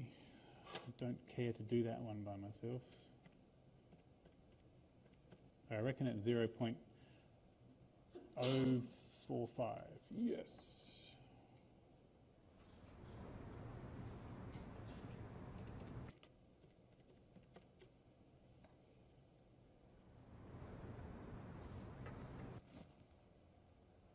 So watch closely, these four areas these four probabilities are these four areas here.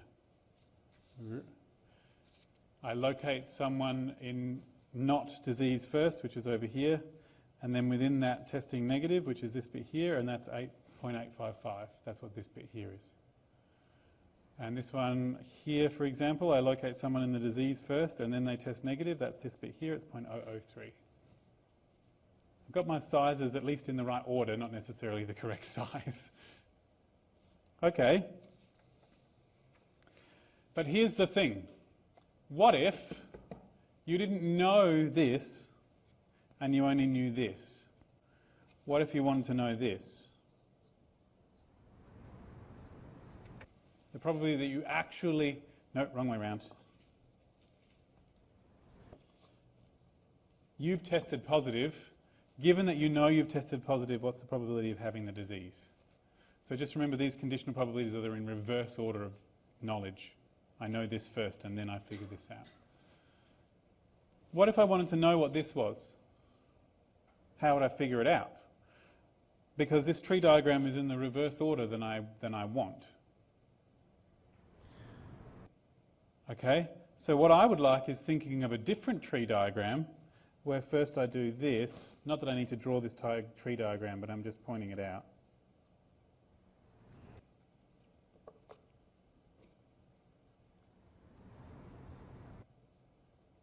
So this isn't in the order of causation, right? It's not like testing positive causes you to have the disease. It's just that I know about this and then I know about this. I'm locating people within my Venn diagram. Okay, and I'm interested in this branch. Getting T first and then knowing T first and then knowing D. In fact, I only even care about this bit. I just want to start here and figure out how likely it is to go there. That's what I'm interested in. Which is really interesting, which is why I don't need to draw the entire tree. I'm just pointing out that we've switched our philosophy. But what does this look like on my other diagram? This says out of the people who test positive, which is these people here, how many of them actually have the disease? So in our other diagram, it's like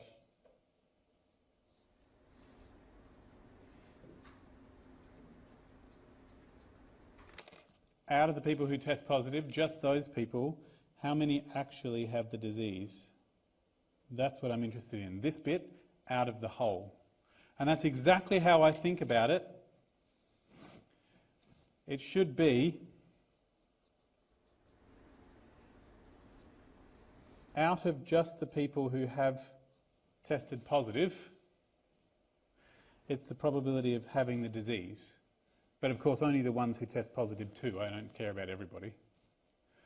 That's how I think about this. And I know what the probability of D and T is. I've already figured that out.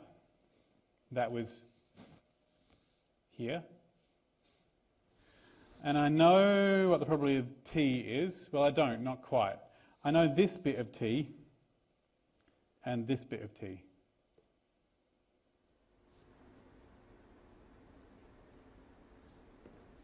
So let me just draw it on this diagram.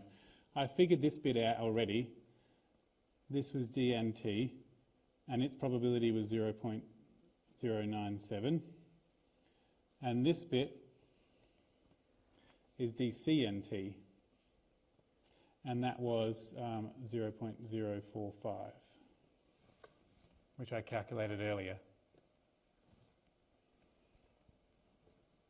So I would say the probability of D and T is the probability of, wrong one, sorry. Probability of T is the probability of D and T plus the probability of not D and T. That's according to this picture just here, which is 0.097 plus 0.045, which is whatever it is.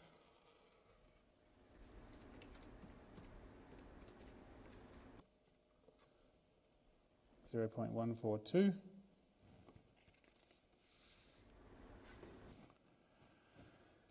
And so the probability of D and T, which was this,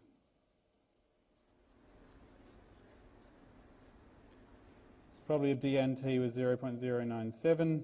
The probability of t was 0.142, and so I just calculate that.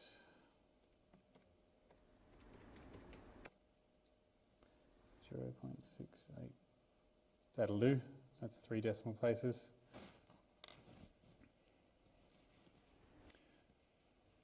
So I wasn't too bad, was I? I said that about a quarter of the people who tested positive didn't have the disease. That's not too bad. 70%, 68% is not too far from 3/4. Just my diagram was bad, but anyway. Now all of this was a lot of stuff that I was talking about in all different orders, so it might make more sense if I start with one example and run through it instead of me just trying to simultaneously talk through how I think of it and blah, blah, blah. So let me do one more example in straightforward in exactly how I would attempt to do it. And I'll use the one that you've got there. Is it on? Good. So this is from some year in the past. Do you know what year it was?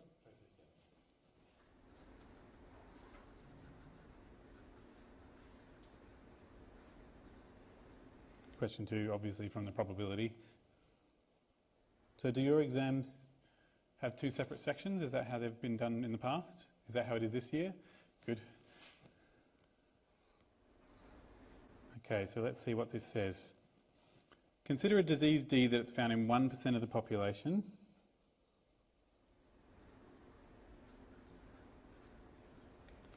A test for the disease correctly returns a positive result when an individual has the disease with probably 0.95. Test for the disease. So test is positive when have D 0.95 and test is negative when not have the disease is 0.9. Okay. Right, and we've been asked to find what PD is.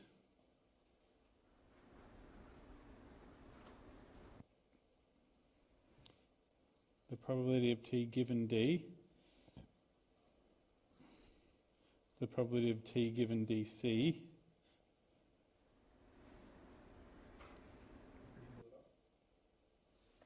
Thank you.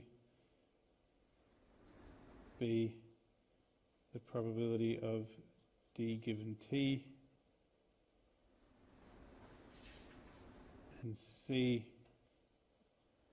out of 1,000 people with positive results.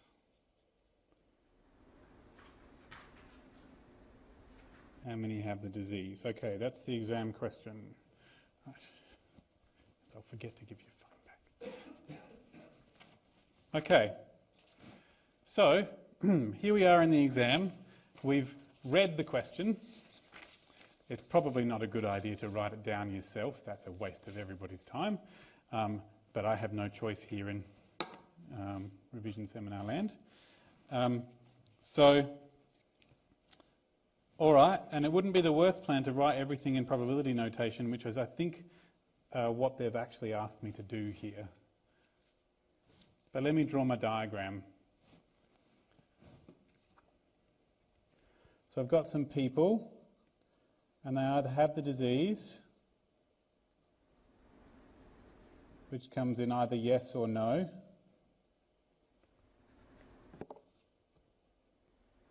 which is called D, and no, which is DC. And they test positive,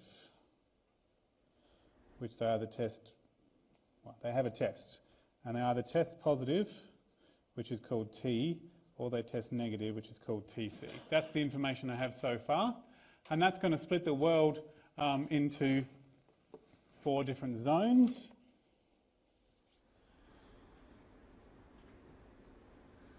They're going to be my D's there and my not D's there.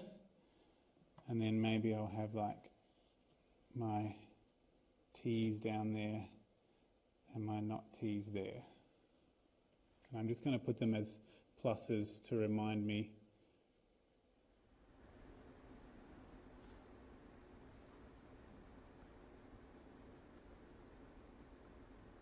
Okay. All right, so that's the world. Good, good, good.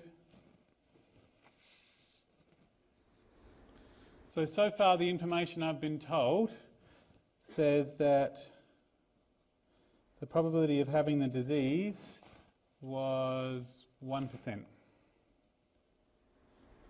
which I write as a decimal, because that's how it's done. And then the second one is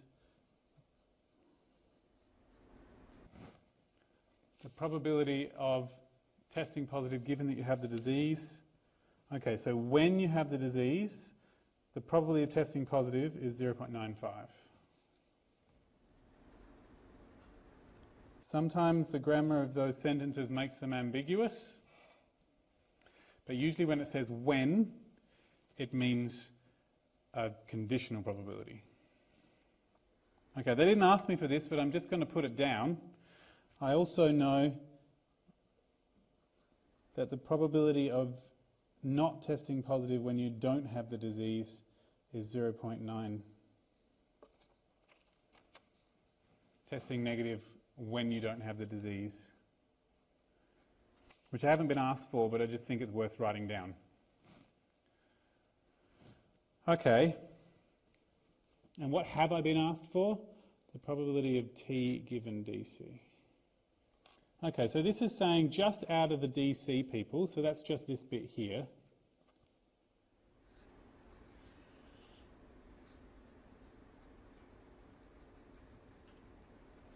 Just out of those people, the probability of testing negative is 0.9. That's this bit here.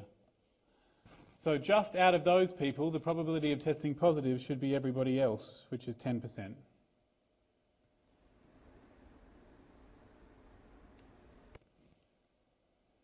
If you're supposed to show full working, then you go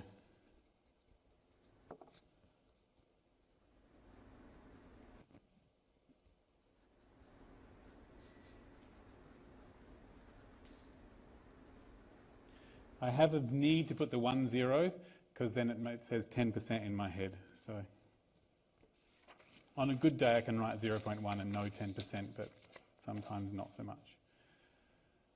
So just pointing out that if they're both given DC, then you can treat it like an ordinary probability as if there was no DC there. So probability of TC and probability of T should add up to 1. And that philosophically is a good thing, because all probabilities are technically conditional. It's like, you know, all of this is technically given that this is the disease situation that we're in, right? Okay. Okay, so what have we got next? So far we've got, all right, I could draw my tree diagram pretty well now, I reckon. Let me draw it, because I just feel like it's a good idea at this stage. So I have the disease or I don't, and this is 0.01, and this would be 0.99, because 99% of the people don't have the disease. And then if I have the disease, 0.95 of them come out to test positive, and presumably everybody else tests negative. And if I don't have the disease, the people testing negative is 0.90, and everybody else is 10. I didn't actually do all the calculations to do that, but I can figure this out at this stage. And so I could figure out what all of these probabilities are to get to the end of any of these, which would match with pieces of my diagram. Okay, so what's the next question?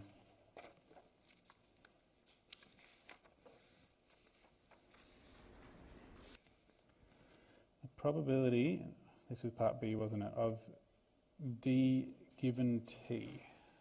Okay, so that should be the probability of D out of the probability of T, but only the ones that are in T.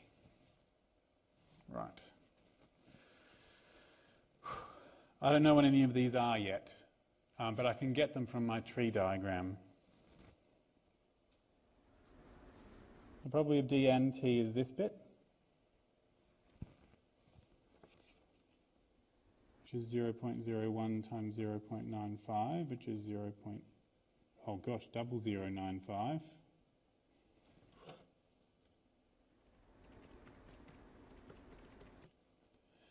Trip, whoa, that because, yep, good. Okay, so let's just do the working for that. The probability of d and t would be having d and then given that you have d coming out to t.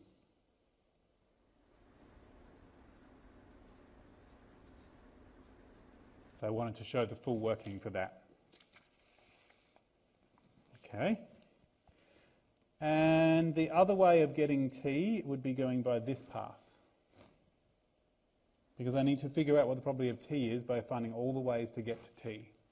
So this path would be 0.99 times 0.10, 0.099. So the probability of not d and t is having not d and then probability of tc given not d. So this was 0.99 and we just figured out that this was 0.10. So probably not necessary to write all my calculations on both the tree diagram and the working, but I'm just thinking about it that way. And so together, these two are the probability of ending up in t. If I look at my diagram, this bit is here, and this bit is here, and together they are the whole of t.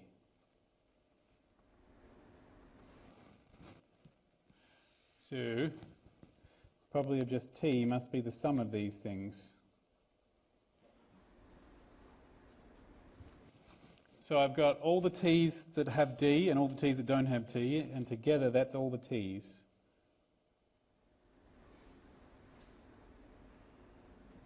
Which is whatever it is.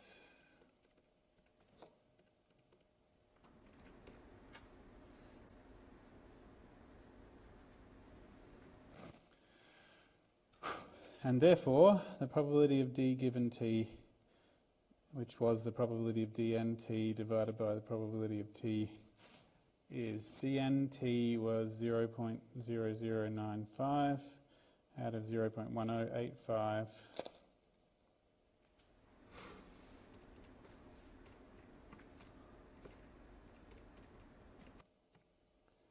Which is 0.088. Which is quite low. But there you go. It's a rare disease. It's very rare. The thing is, it's really rare to have the disease, regardless of whether you test positive or not. And so it's still quite rare to have the disease, even if you do test positive. That's just the idea. My disease in my example was more common, and so therefore it came out the way it did. So what's the last question that I had to do on this one? Okay. So out of 1,000 people with positive results, how many have D? All right.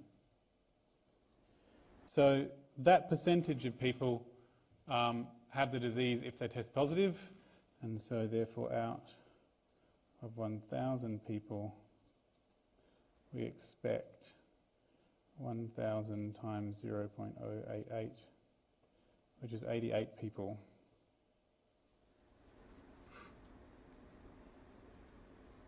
To have the disease. There you go.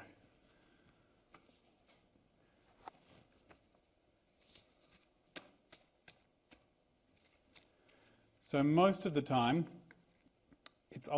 in my head it's usually, it turns out that I don't use the diagram, don't use my Venn diagram. I believe traditionally technically this is an Euler diagram, but I don't use my Venn diagram to do any of my calculations. It just helps me think about what's going on. And helps me believe that my answer should be small rather than big. Here we go. Right. Induction's going to take me longer than I have. I do have a whole seminar that I did last year, possibly the year before, on induction.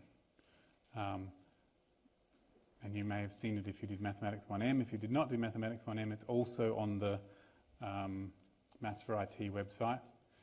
And if I thought I was going to do induction, I would have brought the video cassettes down, because they make good dominoes that you can see from the back. Just watch the video. I could have a quick talk about one-to-one and onto functions. I'm not entirely sure what to talk about, but someone has specifically asked me to talk about something about infinite sets. Who asked me that? And what was the actual question that went with that?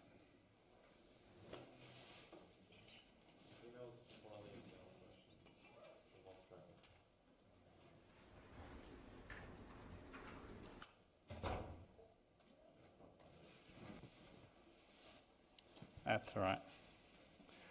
I don't know what to talk about there yet. Yeah. Look, one-to-one and onto functions, we feel a bit weird when you draw that. This is not going to be a very big thing.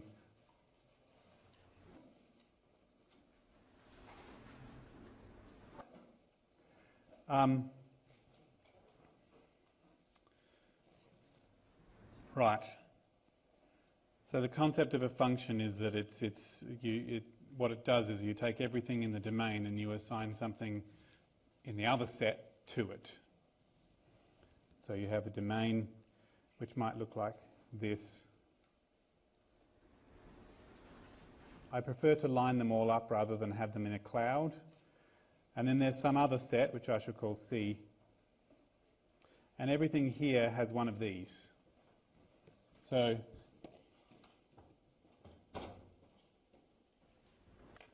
this thing maybe is here, that thing maybe is here, that thing maybe is here, that thing maybe is here, that thing maybe is here, that thing maybe it's here, and that thing maybe it's here.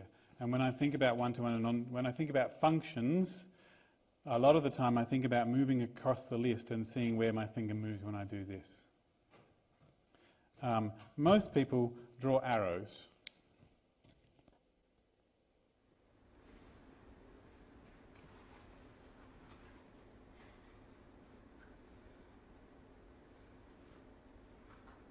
Something like that, to say what goes to where.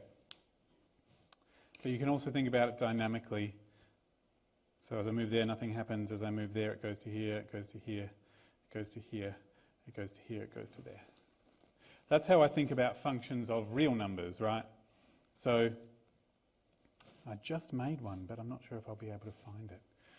I made one just like yesterday, a Desmos thing. So you might have the domain as the whole real numbers, and this is the real numbers as well, and maybe this is going to be x squared. So imagine what happens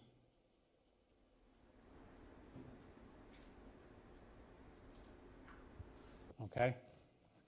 So when I'm at 0, the answer is still 0. When I'm at 1, the answer is 1. When I'm at 2, the answer is 4. When I'm at 3, the answer is 9. When I'm at 4, the answer is 25. And so as I come down here, it comes in, and then it goes back again. And so all of these numbers only produce these numbers when they come out.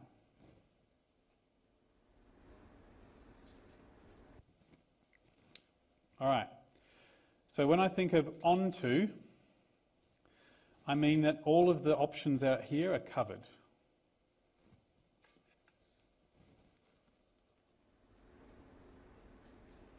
And some people call this surjective. The sur being on in French. Like when you're surprised, it literally means overtaken. Prize means grab, and sur means over. So surprise is over grabbed. Okay, so the sur means over. So I get over everything.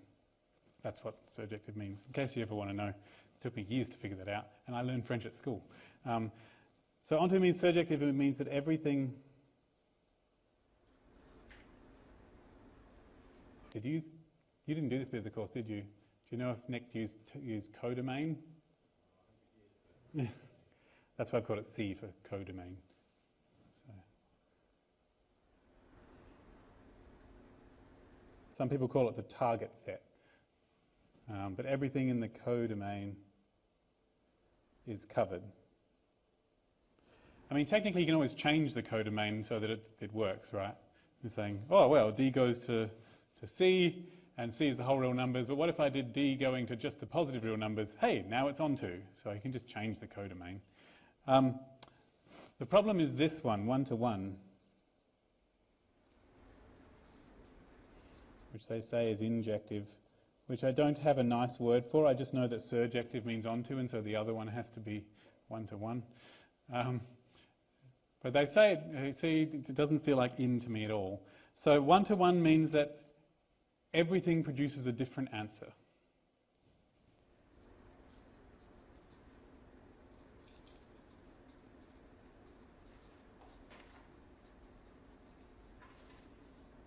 That's not the definition. The definition is that if the two outputs are the same, they must have come from the same input, which is the same as saying all the inputs have different outputs. But this is my way of thinking about it. So if any two inputs have the same output, then it's not one-to-one. So the actual definition is that if f of x1 equals f of x2, then x1 is equal to x2. That's the definition. So the only way to have the same output is to have the same input in the first place, which is equivalent to saying everything has a different output. So the idea of not being one-to-one, not one-to-one, is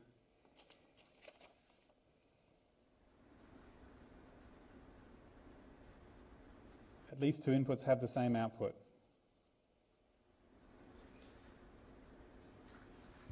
It does not matter if there's only two and everything else has different answers. If any two of them have the same output, then it's not one-to-one.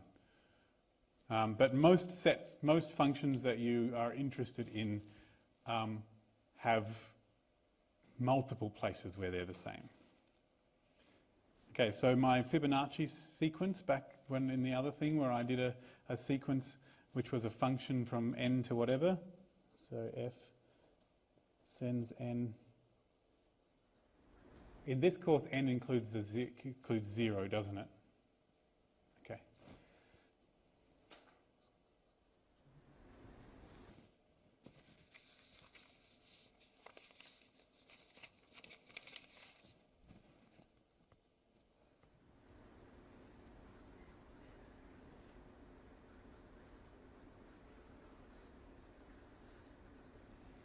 Okay, so that function, for example.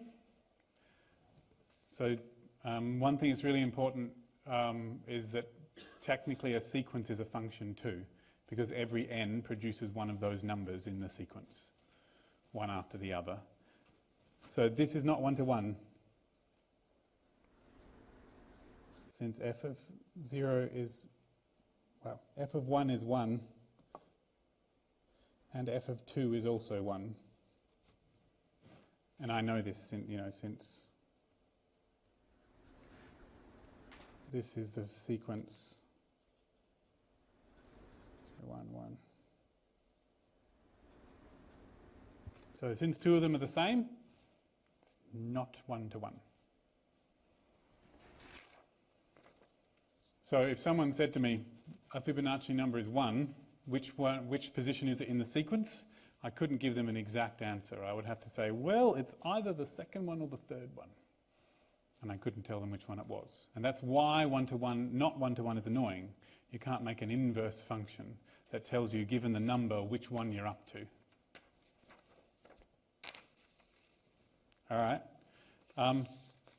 So one of the things that is an interesting notation that is used in Maths for IT that you don't see in other maths courses is F inverse as a relation. So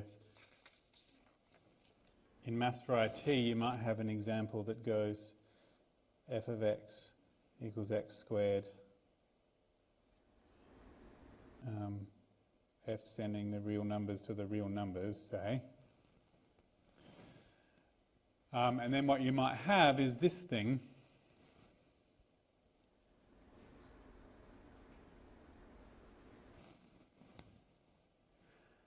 which if you were doing Maths 1A, you'd go, it doesn't exist. But in Maths 1IT, it does. It's just not the thing that you thought it was. Okay, so this thing, for example, we know that f of 1 is 1 and f of minus 1 is also 1, because 1 minus 1 squared is 1. So f inverse of the number 1 is a set. It's called the pre-image. Is that what they use in this course? Pre-image? Does that sound familiar? Yeah.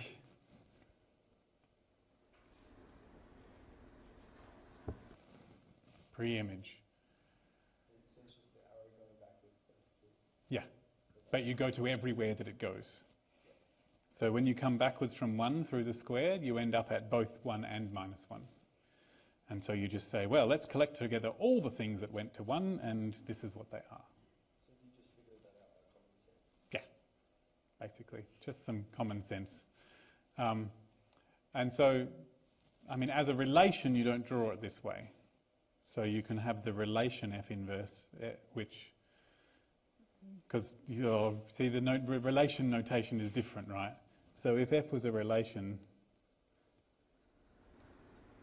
f as a relation, you'd normally say 1 is related to 1, right? And minus 1 is related to 1. So that's how you would use f as a relation. So that notation is completely different to this.